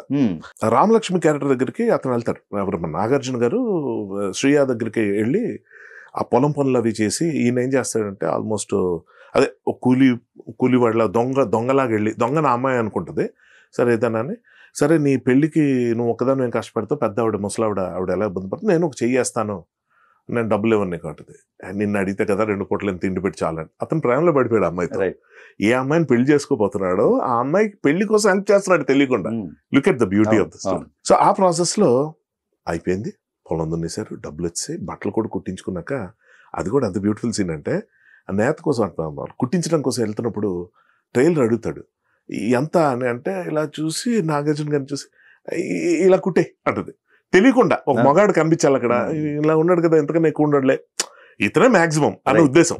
ఇండైరెక్ట్ గా అంత బాగా చెప్పాడు. కొంచెం లూజ్ అయిన పనులు కానీ టైట్ అవ్వకూడదు అనుకుంటాం కదా, అలా కుట్టించేస్తుంది. అంతా అయిపోయిన తర్వాత అండి అమ్మాయి అతను విడిపోయే సీన్ వస్తుంది సార్. నాగార్జున గారికి బాగా ఇష్టమైన సీన్ ఇది. ఆయన చెప్తున్నప్పుడు క్లాప్స్ కొట్టి చాలా సందర్భాల్లో ఆయన మెన్షన్ కూడా చేశారు. ఆయన అక్కడ డైలాగ్ ఉంటుందండి, ఇంక నేను వెళ్ళిపోయే టైం వచ్చేసింది అని అంటాడు. ఆ అమ్మాయి కూడా వీళ్ళిద్దరి మధ్య ఎక్కడ రొమాన్స్ కానీ, ఆ అమ్మాయి పొరపాటును అతని మీద మనసు పారేసుకుని లేదు నేను ఇతన్ని చూడకూడదు, అవి ఏమి ఉండవు చూడండి. ఒక ప్యూర్ బాండ్, దాన్ని ఫ్రెండ్షిప్ అను ఏ పేరు పెట్టినా తక్కువే, అంత అద్భుతమైన బాండ్ వాళ్ళిద్దరి మధ్య బిల్డ్ చేసి, ఒక అనుకున్న తన పెళ్లికి ఒక అతను సాయం చేశాడు, అతను వెళ్ళిపోతున్నాడు అనేటప్పటికీ నా పెళ్లికి నువ్వు వస్తావా అని అడుగుతుంది. నేను రాకుండా నీ పెళ్ళా అనుకుంటాడు. రెండో మీనింగ్ అదే, నేను వస్తానే కదా పెళ్లి, నీ పెళ్లికి నేను రావడం అంటే నేనే పెళ్లి కొడుకున్నాను. అక్కడ మాట ఉంటుందండి, రామలక్ష్మి ఎక్కడో ఉన్న మనిషినే నువ్వు గుండెల్లో పెట్టి చూసుకుంటున్నావే, అతని దగ్గరికి నువ్వు వెళ్తే అతను గుండె చప్పుడు అయిపోవా అంటాడు. ఈ మాటకి మీనింగ్ ఏంటంటే, ఇది పోయిటిక్గా ఏదో రాసామని కాదండి, మీరు కనుక చూస్తే నరేటివ్ లో ఎప్పుడైతే present story Shriya character Nagarjuna గారి క్యారెక్టర్ కనిపించినప్పుడు హార్ట్ బీట్ సౌండ్ వేస్తాడు డైరెక్టర్. టప్ టప్ టప్ కొట్టుకుంటుంటే ఆ సౌండ్ అలా ఏదో మెటల్ డిటెక్టర్ దగ్గరికి వెళ్ళినప్పుడు సింక్ అయినట్టు ఈ సౌండ్ ఎక్కడ ఎటువైపు వెళ్తుంది, ఇటు తగ్గుతుంది, అప్పుడు వచ్చిన వైపు వెళ్తారు, అలాగే వెళ్ళి దగ్గరికి వెళ్ళేటప్పుడు ఓపెన్ చేస్తారు, డోర్కి అవతలే ఉండి అప్పటికి అయిపోతుందట ఆ బీట్. అంటే వాళ్ళిద్దరిని కలపడానికి హార్ట్ బీట్ అన్నది ఎలా ఒక బ్యాక్గ్రౌండ్ స్కోర్ లా యూజ్ చేశాడు అన్నది పాయింట్. ఇది డైలాగ్ లో అలా చెప్పడంలో అది ఓ పోయిటిక్ గా రాశాడు, కొంచెం లెంగ్త్ ఎక్కువ అవుతున్నా తీసేద్దాం అనుకోవచ్చు. ఇందాక నేను చెప్పిన డైలాగ్ లో అది లేదు. ఏంటి, మీరు నా పెళ్లికి నువ్వు నా పెళ్లికి వస్తావు కదా అంటే నేను రాకుండా నేను పెళ్లి, ఐ థింక్ అది లేదనుకుంటా dialogue, if I'm not wrong. బాగా నాకు ఇష్టమైన డైలాగ్, విక్రమ్ కూడా అందరికి, కానీ కొన్ని లేచిపోతాయండి చెప్పలేదు. అక్కడ అమ్మాయి అడుగుతుంది అనమాట, నువ్వు నా పెళ్లికి వస్తావు కదా అంటే నేను రాకుండా నీ పెళ్ళా, అది మనం ఫ్రెండ్స్ కి అంటాం, వాళ్ళ ఫ్రెండ్ అరే వస్తావు కదా నేను రాకుండా పెళ్ళి ఏంట్రా అంటాం. అలాంటి మాట ఒకటి అంటూ దాని వెనకాల ఉన్న అర్థం ఏంటంటే పెళ్లి నాతోనే పిచ్చిదనా నీకు, నేను రాకుండా ఎలా వద్దు అన్నది కాంటెక్స్ట్. మేబీ అది తర్వాత సినిమాలో జరగబోతుంది అదే కాబట్టి ఇది కూడా ఉంచితే ప్రాబ్లం అని తీసేసారేమో డౌట్. నేను అది మొన్న రిలీజ్ అప్పుడు రిలీజ్ అయ్యా, ఆ డైలాగ్ లేదా నేను ఇప్పటికీ నాకు డౌటే. సో అలాంటివి చాలా ఉన్నాయండి, చాలా. నాకేంటంటే రైటర్గా ఇంత పేరు తీసుకురావడానికి, ప్రేక్షకులు నచ్చడానికి ఊరికే ఉండదండి. దాని కారణం ఏంటంటే ఒక క్రాఫ్ట్ ప్రత్యేకంగా నచ్చడం అనేది ఉండకూడదు ఒక మంచి సినిమాకి. ఈ సినిమా మ్యూజిక్ చాలా బాగుంది, సినిమాటోగ్రఫీ బాగుంది, డైలాగులు బాగున్నాయి అనకూడదు. సినిమా బాగుంది అంటేనే అన్ని ఆ సినిమా బాగుండడానికి దోహదపడేలా కాంట్రిబ్యూట్ చేశాను అర్థం. ఏ ఒక్కటి డామినేట్ చేసినా, ఇప్పుడు చూడండి మన ఇద్దరు కలిసి సీన్ యాక్ట్ చేస్తున్నాం, నేను తెగ ఎరగ తీసుకుని చేస్తాను అనుకోండి, అటెన్షన్ నా మీదకి వస్తుంది, కానీ సీన్ పాడు చేసిన అవుతా, అది ఉండకూడదు. సో ఆ మోతాదు విక్రమ్కి చాలా బాగా తెలుసు అండి, డౌటే లేదు. తనకి ఎంత తెలుసు అన్న దాని మీద నేను కొంచెం రిలాక్స్డ్ గా ఫ్రీ హ్యాండ్ తెలిపేవాడిని. కొన్ని ప్లేసుల్లో ఆ ఇలా ఇవ్వు దగ్గర మాత్రం తను ఎక్స్పెక్ట్ చేయలేదు. ఎలా రాసావు నాకు ఏం తెలుసు, అది వచ్చింది అంతే. నాకు అనిపించింది అమ్మాయికి ఐ లవ్ యూ చెప్పాలా ఉంది, ఐ లవ్ యూ అని అనుకున్నాడు, ఏంటి అంది అంటే అమ్మాయికి ఇంగ్లీష్ రాదు, అక్కడితో ఆపేలే. అంటే ఇలా ఇవ్వు దగ్గర చూడండి బ్యూటీ అది ఎలా వర్కౌట్ అయిందో. ఏంటి అని ఐ లవ్ యూ ఇలా ఇవ్వు అన్నాడు.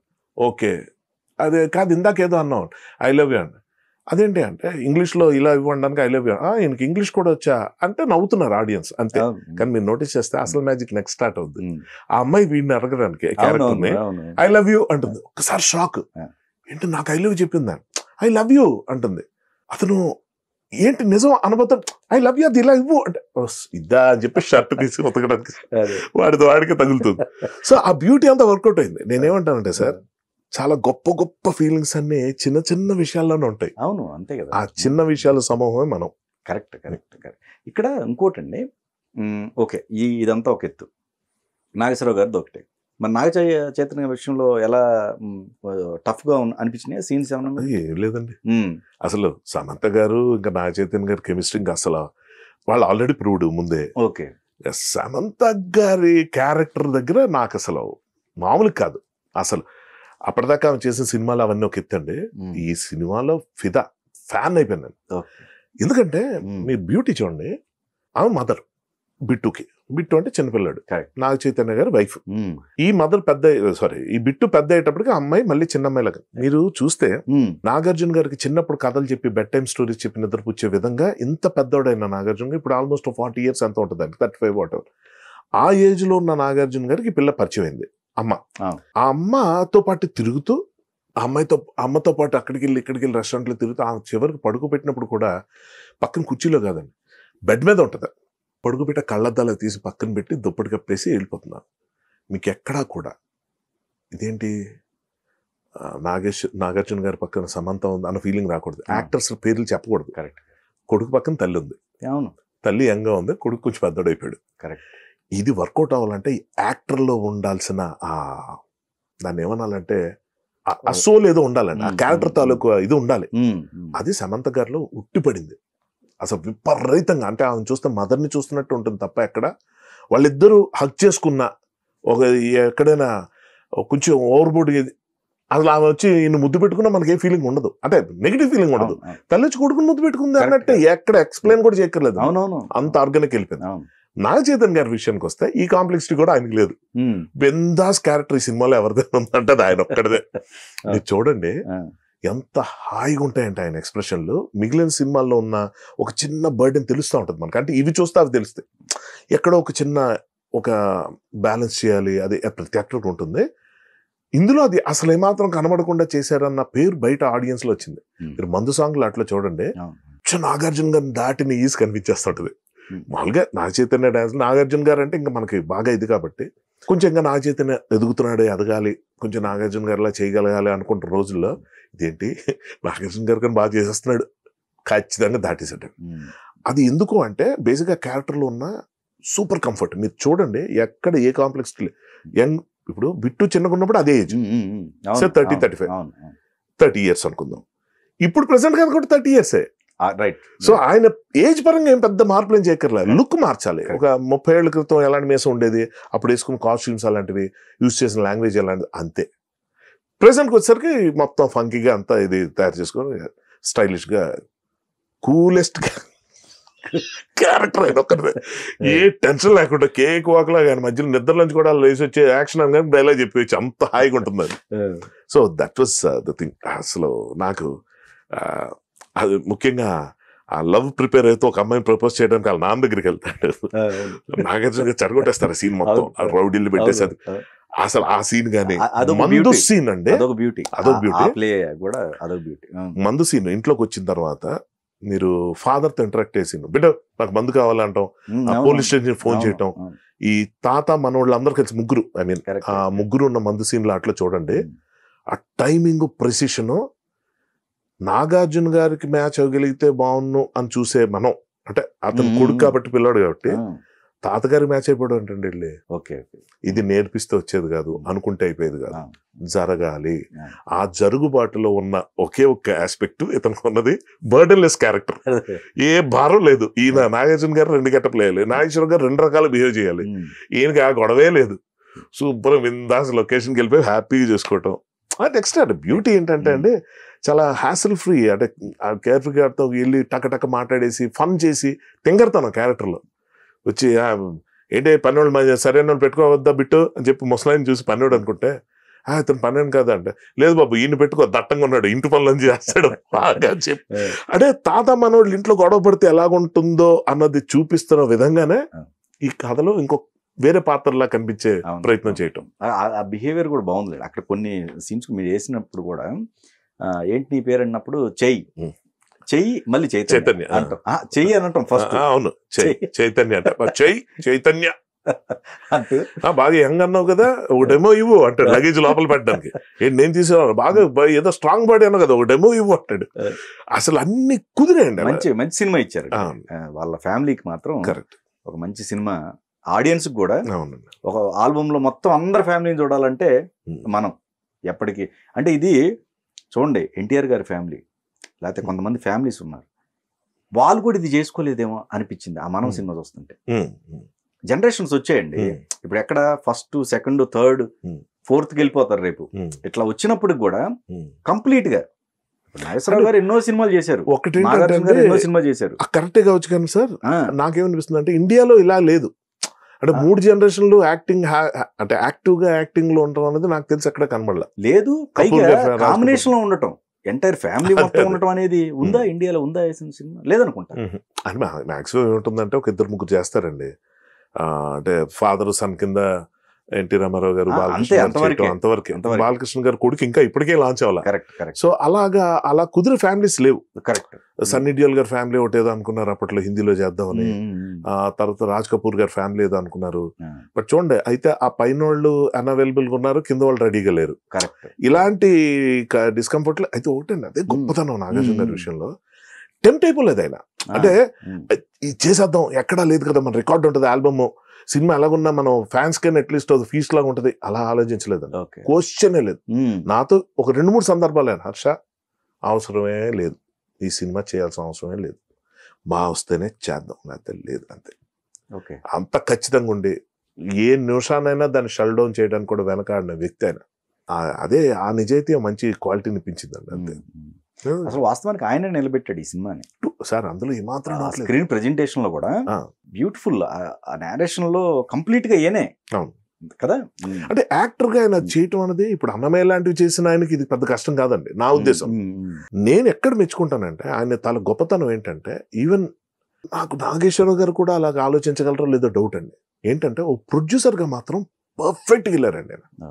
అదే నేను 1-10 సార్లు చెప్తా. అంటే డైరెక్టర్ని ఎక్కడ ఏమంటారు తక్కువగా అంచనా వేయటం కానీ లేకపోతే డామినేట్ కూడా కాదు, ఆ ఫ్రీ హ్యాండ్ ఇవ్వకుండా లేకపోవడం డిఫరెన్స్ చాలా వచ్చేవి. డిస్కషన్లు డిబేట్లు ఆర్గ్యుమెంట్లు ఎన్ని వచ్చినా కూడా ఓపిక్గా అన్ని చేసి డైరెక్టర్కి ఉన్న క్లారిటీ అర్థమైతే మాత్రం గో హెడ్, అవ్వకపోతే మాత్రం ఇతను కూర్చోబెట్టి చెప్పడం. అప్పుడు విక్రమ్ కూడా కొన్ని అడ్జస్ట్. నేనేమంటానంటే ఒక మంచి జరిగేటప్పుడు అన్ని సెట్ అయిపోతాయి సార్. పెద్ద మనకు కనిపించే అంత ఏ డిస్టర్బెన్స్ లేకుండా ఏది అవ్వదు.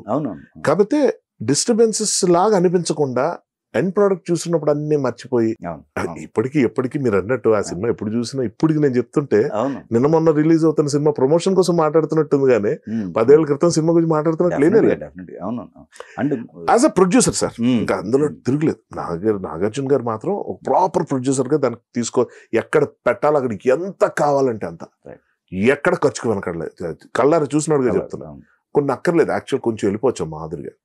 నో వేస్ డైరెక్టర్ కావాలంటున్నప్పుడు పిఎస్ వినోద్ గారి సినిమాటోగ్రఫీ, అనూప్ మ్యూజిక్, ఎక్కడ ఎలాంటి ఇన్స్ట్రుమెంట్స్ ఎలాంటి కీబోర్డ్ ప్లేయర్లు పెట్టుకుని ఎంత ఖర్చు అయినా సింగర్స్ దగ్గర ఎక్కడ వెనకాడకుండా సెట్లు ఏంటి అసలు రాజీవన్ గారు అన్ని సార్ అన్ని కుదిరాయి అన్ని. మీ పర్సనల్ లైఫ్ అటాచ్మెంట్ ఏంటి మనం తోటి? పర్సనల్ లైఫ్ అటాచ్మెంట్ అన్నది అంటే ఇది గమ్మత్ ఏంటంటే అండి, ఈ సినిమాకి పనిచేసిన ఒక 3 టెక్నీషియన్స్ లో అంటే 3 మనుషులకి సంబంధించి కామన్ థింగ్ ఒకటి జరిగింది. నాగార్జున గారికి, మన డైరెక్టర్ విక్రమ్ కే కుమార్కి, నాకు. ఏంటంటే 3 ఈ ప్రాజెక్ట్ టైంలోనే తండ్రులు కోల్పోయాం, ఫాదర్లు చనిపోవడం. అది గౌరవం. అది విచిత్రం ఏంటంటే చాలా అంటే మా నాన్నగారు అంటే చాలా దౌర్భాగ్యం ఏంటంటే విక్రమ్ అండి. అంటే ఇంకా షూటింగ్ సగంలో ఉంటుండగా వాళ్ళ నాన్నగారు సడన్ గా ఇక్కడ ఏదో గొంతు దగ్గర ఏదో నొప్పి అని ఒక రోజు, 2వ రోజు ఇంత కాయ ఏదో వచ్చిందని, 3వ రోజు అది ఎంత అయిందన్న 3వ రోజు విక్రమ్కి ఫోన్ వచ్చింది. వస్తే ఏంటది అని ఇక్కడి నుంచి అక్కడికి వెళ్ళాడండి. 4th డే ఐ థింక్ ఒక్కరోజు ఉండి ఆయన చనిపోయారు. అంటే విత్ ఇన్ డేస్ అలా క్యాన్సర్ వచ్చిందంట, అది ఏదో అయిందంట తప్పని. అసలు ఆ పెయిన్ నుంచి మనోడు మళ్ళీ వెనక్కి వచ్చి మూవీ డైరెక్ట్ చేసి ఇంత మంచి సినిమా తీస్తాడని అంటే ఎంత కాదన్నా చాలా పెద్ద పెయిన్ సార్. ఎందుకో చెప్తా. మీరు విక్రమ్ తాలూకా ఫేస్బుక్ అకౌంట్ కానీ వాట్సాప్ ఇది కానీ చూడండి. 10 ఏళ్ళు అవుతుంది వాళ్ళ ఫాదర్ చనిపోయి. ఇప్పటికీ ప్రొఫైల్ పిక్చర్ మార్చడు, వాళ్ళ నాన్నగారిదే ఉంటుంది. ఓకే, అంత బాండ్ బాగా ఫ్యామిలీ పర్సన్ అండి విక్రమ్. అందుకే రాయగలిగారేమో ఈ ప్లే. ఎగ్జాక్ట్లీ, ఈ ప్లే అంత తేలిగ్గా రాదు. అదే అందుకని అసలు ఏదో కనెక్షన్ ఉండాలి. ఎగ్జాక్ట్లీ, అంటే ఆ ఎమోషన్ విపరీతం అంటున్నా ఉంటేనే. ఇప్పుడు విక్రమ్ వాళ్ళ మదర్ గాని ఫాదర్ గాని ఒక ఎత్తు అయితే, వాళ్ళ బ్రదరు వాళ్ళ వదిన వాళ్ళ ఫ్యామిలీ నెక్స్ట్. ఇప్పుడు ఇతను పెళ్లి 2 పిల్లలు ఉన్నారు. 70% ఫ్యామిలీ గురించి ఆలోచిస్తాడండి, 30% వర్క్ చేస్తాడు. ఇప్పుడు అలా ఉంది. అంటే బేసిక్ ఏంటంటే అంత ఫ్యామిలీ పర్సన్, అంత ఇమోషనల్ గా ఉన్న పర్సన్ తాలూకు ఫాదర్ అలా చనిపోతే నెక్స్ట్ హీరో మన నాగార్జున గారి, మన నాగేశ్వర గారు, అతను డబ్బింగ్ అంతా చెప్పి చూడండి సార్ ఎంత విచిత్రం అంటే ఆయన అంటే హోల్డ్ చేశాడు అలా ప్రాణాన్ని పోవనివ్వకుండా. ఇంట్లోనే వీలైనంత వరకు డబ్బింగ్ చెప్పించడం, ఎప్పటికప్పుడు చెప్పించేసుకున్నది, నా షార్ట్ ఇవాళ పెట్టుకొని త్వరగా తీయండి అని చెప్పడం. ఏంటో వినడానికి బాధగా ఉండేది, కానీ సరే చేసేది బాగానే ఉన్నారు కదా, బట్ ఆయన అంటున్నారు కదా, ఇలాంటి కొన్ని ఉండేవి. ఏమి జరగపోతే బాగుంది, ఏమి జరగపోతే బాగుంది. డబ్బింగ్ చెప్పిన తర్వాత కొద్ది రోజులకి ఆయన చనిపోయారు. అబ్బా అనుకున్నాను. నాకు అంతో ఇంత అదృష్టం ఏంటంటే, ఇది ఎలా అంటే సినిమా రిలీజ్ అయింది. రిలీజ్ అయిన తర్వాత మా నాన్నగారికి ఆల్మోస్ట్ 2-3 వారాల తర్వాత మా నాన్నగారికి థియేటర్లో చూపించాను. ఆయన June 4th ఈ సినిమా 23rd రిలీజ్ అయింది. June 4th చూపించా. 6th ఆయన చనిపోయారు మా ఫాదర్, ఒక రోజు గ్యాప్ తర్వాత. బట్ ఆనెస్ట్లీ స్పీకింగ్, అతను పెయిన్ఫుల్గా అతను హెల్త్ అప్సెట్ అయిన ఆ కొద్ది రోజుల్లో అతను అద్భుతంగా ఎంజాయ్ చేసిందే ఆ 2 రోజులే. మనం సినిమా చూసిన 4th, 5th అతను నా మ్యాన్కోడ్లో వచ్చింది, మనోరాలతో ఆడుకుని అసలు అంత హ్యాపీగా ఆయన ఎప్పుడు చూడలేదు. ఎందుకంటే ఈ was two excited with the film అండి. ఇంటర్వెల్ తర్వాత ఆయన లేచి ఆయన వీల్ చైర్లో తీసుకెళ్ళాం. అలాంటిది థియేటర్లో కూర్చోబెట్టాం. ఆయన లేవగలుగుతారా లేదా అని చెప్పి అంటే ఆయనే లేచి 2 జేబుల్లో చేతులు పెట్టుకొని పద కాఫీ తాగుదాం అని చెప్పి అలా బయటకు వచ్చి క్యాంటీన్కి వెళ్ళి కాఫీ తాగి ఐనాక్స్లో ఎక్కడో ఐనాక్స్లో చూపించి ఒకటే మాట, నువ్వేనా రాసింది ఇంత బాగా అని. అంటే అసలు ఆయనకి వైల్డెస్ట్ ఆఫ్ ఇమాజినేషన్ లో కూడా రాయగలడు. బ్యాడ్ స్టూడెంట్ స్కూల్లో 10th ఒకసారి ఫెయిల్ అయ్యి చదువు దగ్గర ఏడిపించి మధ్యలో మానేస్తాం కాదు, వీడు రైటర్ ఏంటి అన్న ఫీలింగ్ ఫ్రెండ్స్ అందరికి ఉంది, ఇప్పటికీ నమ్మరు. కానీ ఫాదర్గా ఆయన ఏంటంటే నిజమా ఇంత జరిగిందా మిరాకిల్. అక్కడ నేను నవ్వేసి ఊరుకున్నా. ఇంటర్వ్యూలో అదే సినిమా అయిపోయిన తర్వాత మాత్రం వచ్చి డ్రైవ్ చేస్తున్న కారు పక్కన కూర్చున్నారు. ఆయన లైఫ్లో ఎప్పుడు అంత కాన్ఫిడెన్స్ చూపించలేదు నా మీద. అంటే ఏంటంటే, అరే మనకి ఏ బ్యాక్గ్రౌండ్ లేదు, నువ్వు మూర్ఖంగా ఇక్కడికి వచ్చేసావు, ఫినాన్షియల్ కూడా నేను నీకు సపోర్ట్ చేసే పరిస్థితి కాదు, బట్ ఇక్కడికి వచ్చి ఏదో నెట్టుకుంటూ రావడం, ఏదో గడుపుతున్నావు అన్న దాంట్లో ఉంది తప్ప నువ్వు ఇంత మంచి టాలెంటెడ్ పర్సన్ నాకు ఇప్పటిదాకా తెలియదు. బికాస్ ఆఫ్ హెల్త్ రీజన్స్ ఆయన గుండె జరగాలంటే చూడలేదండి, అసలు చూడలేదు. థియేటర్కి రావటం అవుట్ ఆఫ్ క్వశ్చన్.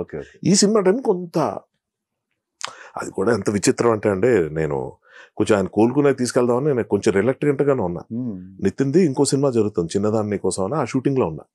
నితిన్ అడిగాడు ఏంటి డాడీ ఏమన్నారని, ఇంకా చూపించలేదంటే నితిన్ వాళ్ళ ఫాదర్ వచ్చి తీసుకెళ్ళి వాళ్ళే అన్నారు. లేదు కొంచెం తగ్గకి తీసుకెళ్ళి సార్, అదేదో ఫ్యూచర్ చూసినట్టండి, అంత పట్టించుకోరండి అంత హడావుడిలో. తండ్రి కొడుకులు ఇద్దరు, నితిన్ వాళ్ళ ఫాదర్ ఇద్దరు అప్పటికప్పుడు నాకు ఫోన్ చేసి టికెట్స్ బుక్ చేసి నువ్వు ఇవాళ తీసుకెళ్ళి అంటావు, నాకు చాలా ఆశ్చర్యం. నేను షూట్లో ఉన్నాను, సరే అని చెప్పి ఇంటికి ఫోన్ చేశాను. మా మదర్ రెడీ అయిపోయి, మా ఫాదర్ వస్తానని కాసేపు, రానని కాసేపు, తర్వాత ఆయన పద ఇవాళ వెళ్దాం అని చెప్పి, అదేదో మిరాక్యులస్ గా మనకి. సో అలాగా కారు ఎక్కించాం, తీసుకెళ్ళాం. థియేటర్లోకి వెళ్తే అక్కడ అసలు వీల్ చైర్ ఫెసిలిటీ ఉందని కూడా తెలియదు. ఎక్కడ దూరం కాకపోతే వాళ్ళే వచ్చి తీసుకెళ్ళి, సార్ కొన్ని మిరాకిల్స్ జరుగుతాయి సార్, వాళ్ళు వీల్ చైర్ కావాలని అడగటం, నేను షాక్ అయ్యి, నాకు డ్రైవర్ కూడా లేడు, నేను మా అమ్మాయిని దించేసి నేను అలా వెళ్ళాలి, కార్ పార్కింగ్ చేసి రావాలి, అప్పటిదాకా నెల రకరకాల టెన్షన్లు. ఇందులో వాళ్ళు వచ్చి వీల్ చైర్ తీసుకొని ఒక చిన్న క్రెయిన్ లాగా ఉంటుంది, దాని మీద తీసుకెళ్ళి పైన థియేటర్లో కూర్చోబెడితే, అది ఏంటో కొన్ని సాగితే కొన్ని అవ్వాలి అంతే. ఆ థియేటర్లో కూర్చొని ఆయన చనిపోతున్న ముందు ఆయన చాలా హ్యాపీగా, అంటే కంటెంటెడ్గా, తృప్తిగా, సాటిస్ఫైడ్గా నా విషయంలో, అరే నీ విషయంలో ఇప్పటి నుంచి నాకు ఏ టెన్షన్ లేదు అని చెప్పి ఆయన అనుకోవటం నాకు ఇప్పటికీ అనిపిస్తుందండి. మనం అన్నది అదేంటో పేరెంట్స్ ఆ ఫాదర్కి సంబంధించిన కథలు అవి రాసుకుని మా ముగ్గురికి ఇలా జరగటం చాలా విచిత్రంగా అనిపించింది. ఇక్కడే కనపడుతుంది. ఎగ్జాక్ట్లీ మీ ముగ్గురు జీవితాల్లో ఫాదర్ రోల్ అనేది ఇక్కడే కనపడుతుంది. అది చాలా విచిత్రం. అదే అసలు నిజంగా అన్నిటికన్నా నాకు బాధ అనిపించింది, విక్రమ్ వాళ్ళ ఫాదర్ కూడా సినిమా చూస్తుంటే బాగుండు. ఓకే, ఆయన చూడలేదు. లేదు అదే చెప్తున్నా, సగం సగం 60% మర్చిపోయా. 60% అయింది. అవును, కరెక్ట్. సడన్ గా ఫోన్ వచ్చింది. అదే. అసలు ఆయన పాపం కథ కూడా తెలిసి ఉండదు, అది అలా అయింది. నాగేశ్వరరావు గారు కూడా చూసుకోలేదు, డబ్బింగ్ మాత్రమే. Of course, అంటే Full fledged గా అంటే కొంతలో కొంత ఏంటంటే అంటే మొత్తం రన్ చూస్తారు, రన్ చూసారు. Okay okay. ఆయన బ్యాక్గ్రౌండ్ స్కోర్ అది మిస్ అయి ఉంటారు మాక్సిమం. ఓకే. ఆయనకి ఏంటంటే ఆయనకున్న విజన్ కి స్క్రిప్ట్ చదువుతున్నప్పుడు ఆయన విజువల్స్, అమ్మో అదేంటి సార్ Right. అదే, అమ్మో అసలు అంటే ఏ షాట్ ఎలా ఉండబోతుంది, ఇది మాక్సిమం ఎటువంటి పర్స్పెక్టివ్ వెళ్తుంది ఏంటి అన్నది ఒక క్లారిటీ ఉంది. మూవీ చూస్తున్నంతసేపు అస్సలు ఆయన అది చేస్తున్నప్పుడు కూడా చాలా క్లారిటీ, అది అంతా చూసి అది ఆయన డబ్బింగ్ టైంలోనే చెప్పేశారు ఆయన, చాలా మంచి మూవీ ఇది, చాలా బాగుంటుంది. అది ఆయనగా మొమ్మటలు లేవుగా, ఉన్నదన్నట్టు చెప్పేస్తారు, అది పెద్ద అవ్వదు ఏదైనా అనేచ్చు ఆయన. కానీ ఆయన చాలా మెచ్చుకుని ఆయన అక్కడితో ఇదైపోతే, మొత్తం ఒక థియేటర్లోకి వెళ్ళి ఒక ఆడియన్స్ లా కూర్చొని మా నాన్నగారు చూడడం అనేది నా కొంత అదృష్టం ఈ ముగ్గురులో. కానీ ముగ్గురికి అదే టైం, అదే సినిమాతో లింక్. అది నిజం కొంచెం పెయిన్ఫుల్ మెమరీ అది ఒకటి. అది ఎప్పుడు మనం చూసినా అదే గుర్తొస్తుంటాయి, ఆ లాస్ట్ డేస్ ఆఫ్ ఆ జర్నీలో వాళ్ళకి సంబంధించిన దాంట్లో మేము కూర్చొని. నా మేనమామ ఉన్నారండి, మామయ్యకి ఏంటంటే నేను కథ చెప్పాను, ఆయన క్యాన్సర్ వచ్చింది సడన్ గా. మా ఇంట్లో అసలు ఎప్పుడు వినలేదు, అది ఎక్కడ బయట వింటుంది ఏంటి మా మామయ్య క్యాన్సర్ అని. వాసుమయ్య వచ్చాడు, అతను కూర్చోపెట్టి ఒకరోజు ఎరా ఏంట్రా ఈ సినిమా, ఆయనకి 3 సార్లు చెప్పానండి సినిమా కథ. నాకేం అర్థం అవట్లేదు రా ఇది అంటే, నాకు ఫస్ట్ టైం కాంప్లిమెంట్లో తీసుకున్నా. లేదు మా మళ్ళీ చెప్తాను చూడండి, 2వ సారి చెప్పా, మొత్తం విన్నాడు, విని నవ్వుతున్నాడు. అరే ఏంట్రా ఇది, ఎవరెవరో ఏంటో అర్థం కావట్లేదు, అది స్క్రీన్ మీద చూద్దుగా నువ్వు, అది ఇంకోసారి 3వ సారి కూడా అర్థం కావట్లేదు, నా భయం వేసింది, ఇది తేడా సినిమా తీసేస్తున్నాం మనం, ఇదేంటి ఎన్నిసార్లు బాగా. అంటే అప్పుడు గుర్తొచ్చింది ఏంటంటే విజువల్ గా చూస్తే తప్ప అర్థం కాని సినిమాలు ఇవి. సో మావయ్య అదే చెప్పా, మాయా నువ్వు టెన్షన్ పడకు, థియేటర్లో చూద్దాం. ఆయన May 5th చనిపోయారు, 23rd రిలీజ్, ఆయన చూడలేకపోయాడు. బట్ మా ఫాదర్ విషయంలో అదనమాట. ఆ రోజు నితిన్, సార్ ఫ్రాంక్ గా చెప్తున్నాను ఆనెస్ట్ గా, నితిన్ సుధాకర్ రెడ్డి గారు, నితిన్ వాళ్ళ ఫాదర్, వాళ్ళిద్దరూ నన్ను లిటరల్ గా ప్రెషర్ పెట్టి పంపించకపోతే నేను ఆయన మా ఫాదర్ని తీసుకెళ్ళేవాడు కదా సార్. ఆ రిగ్రెట్ నా లైఫ్ మొత్తం ఉండిపోయింది. వాళ్ళు ఏంటో పట్టుబట్టారండి చాలా విచిత్రంగా, ఆయన్ని చూసి మాట్లాడుతున్నారు కాదు, ఇంకా తీసుకెళ్ళలేదు, కొంచెం ఇలా తీసుకెళ్తాను సార్ 2 రోజులు కొంచెం, నువ్వు ఎలా తీసుకెళ్ళి. వాళ్ళు ఏంటి ఐనాక్స్ ఫోన్ చేయటం, బుక్ మై షోలో అవి కూడా లేవు, ఫోన్ చేసి హర్ష వస్తున్నాడు ఇలాగా, అసలు వాళ్ళ సినిమా కాదు, వాళ్ళ ప్రొడ్యూసర్ కాదు, ఏమి కాదు, అది ఏంటో సార్ కొన్ని అంటే నా లైఫ్ లో ఇలాంటివి 95% జరుగుతుంటాయి. నాకు నిజంగా అందుకే పెద్ద దానికి రియాక్ట్ అవను, ఏదో ఉంది ఆల్రెడీ రిటర్న్, మనం రీవిజిట్ చేస్తున్నాం ఈ లైఫ్ అన్న ఫీలింగ్ తప్ప, ఇదేదో ఫ్రెష్ గా ఒక లైఫ్ ఛాలెంజ్ ఏదో పీకాలు అదేమి ఉండదు, జరుగుతుంటాయి ఏవో జరిగినంతకాలం, మంచైనా చెడైనా విల్ బి అన్ ఆడియన్స్ మనకు సంబంధించేది. థ్యాంక్ యూ సార్, మీ వల్ల నాకు ఒక గొప్ప ఎమోషన్ ఫీలింగ్. అంటే ఏమవుతుందంటే అండి, ఏదో గుర్తు చేసుకోవడం వేరు, ఇంత కూలంకషంగా మళ్ళీ మాట్లాడుకునే అవకాశం.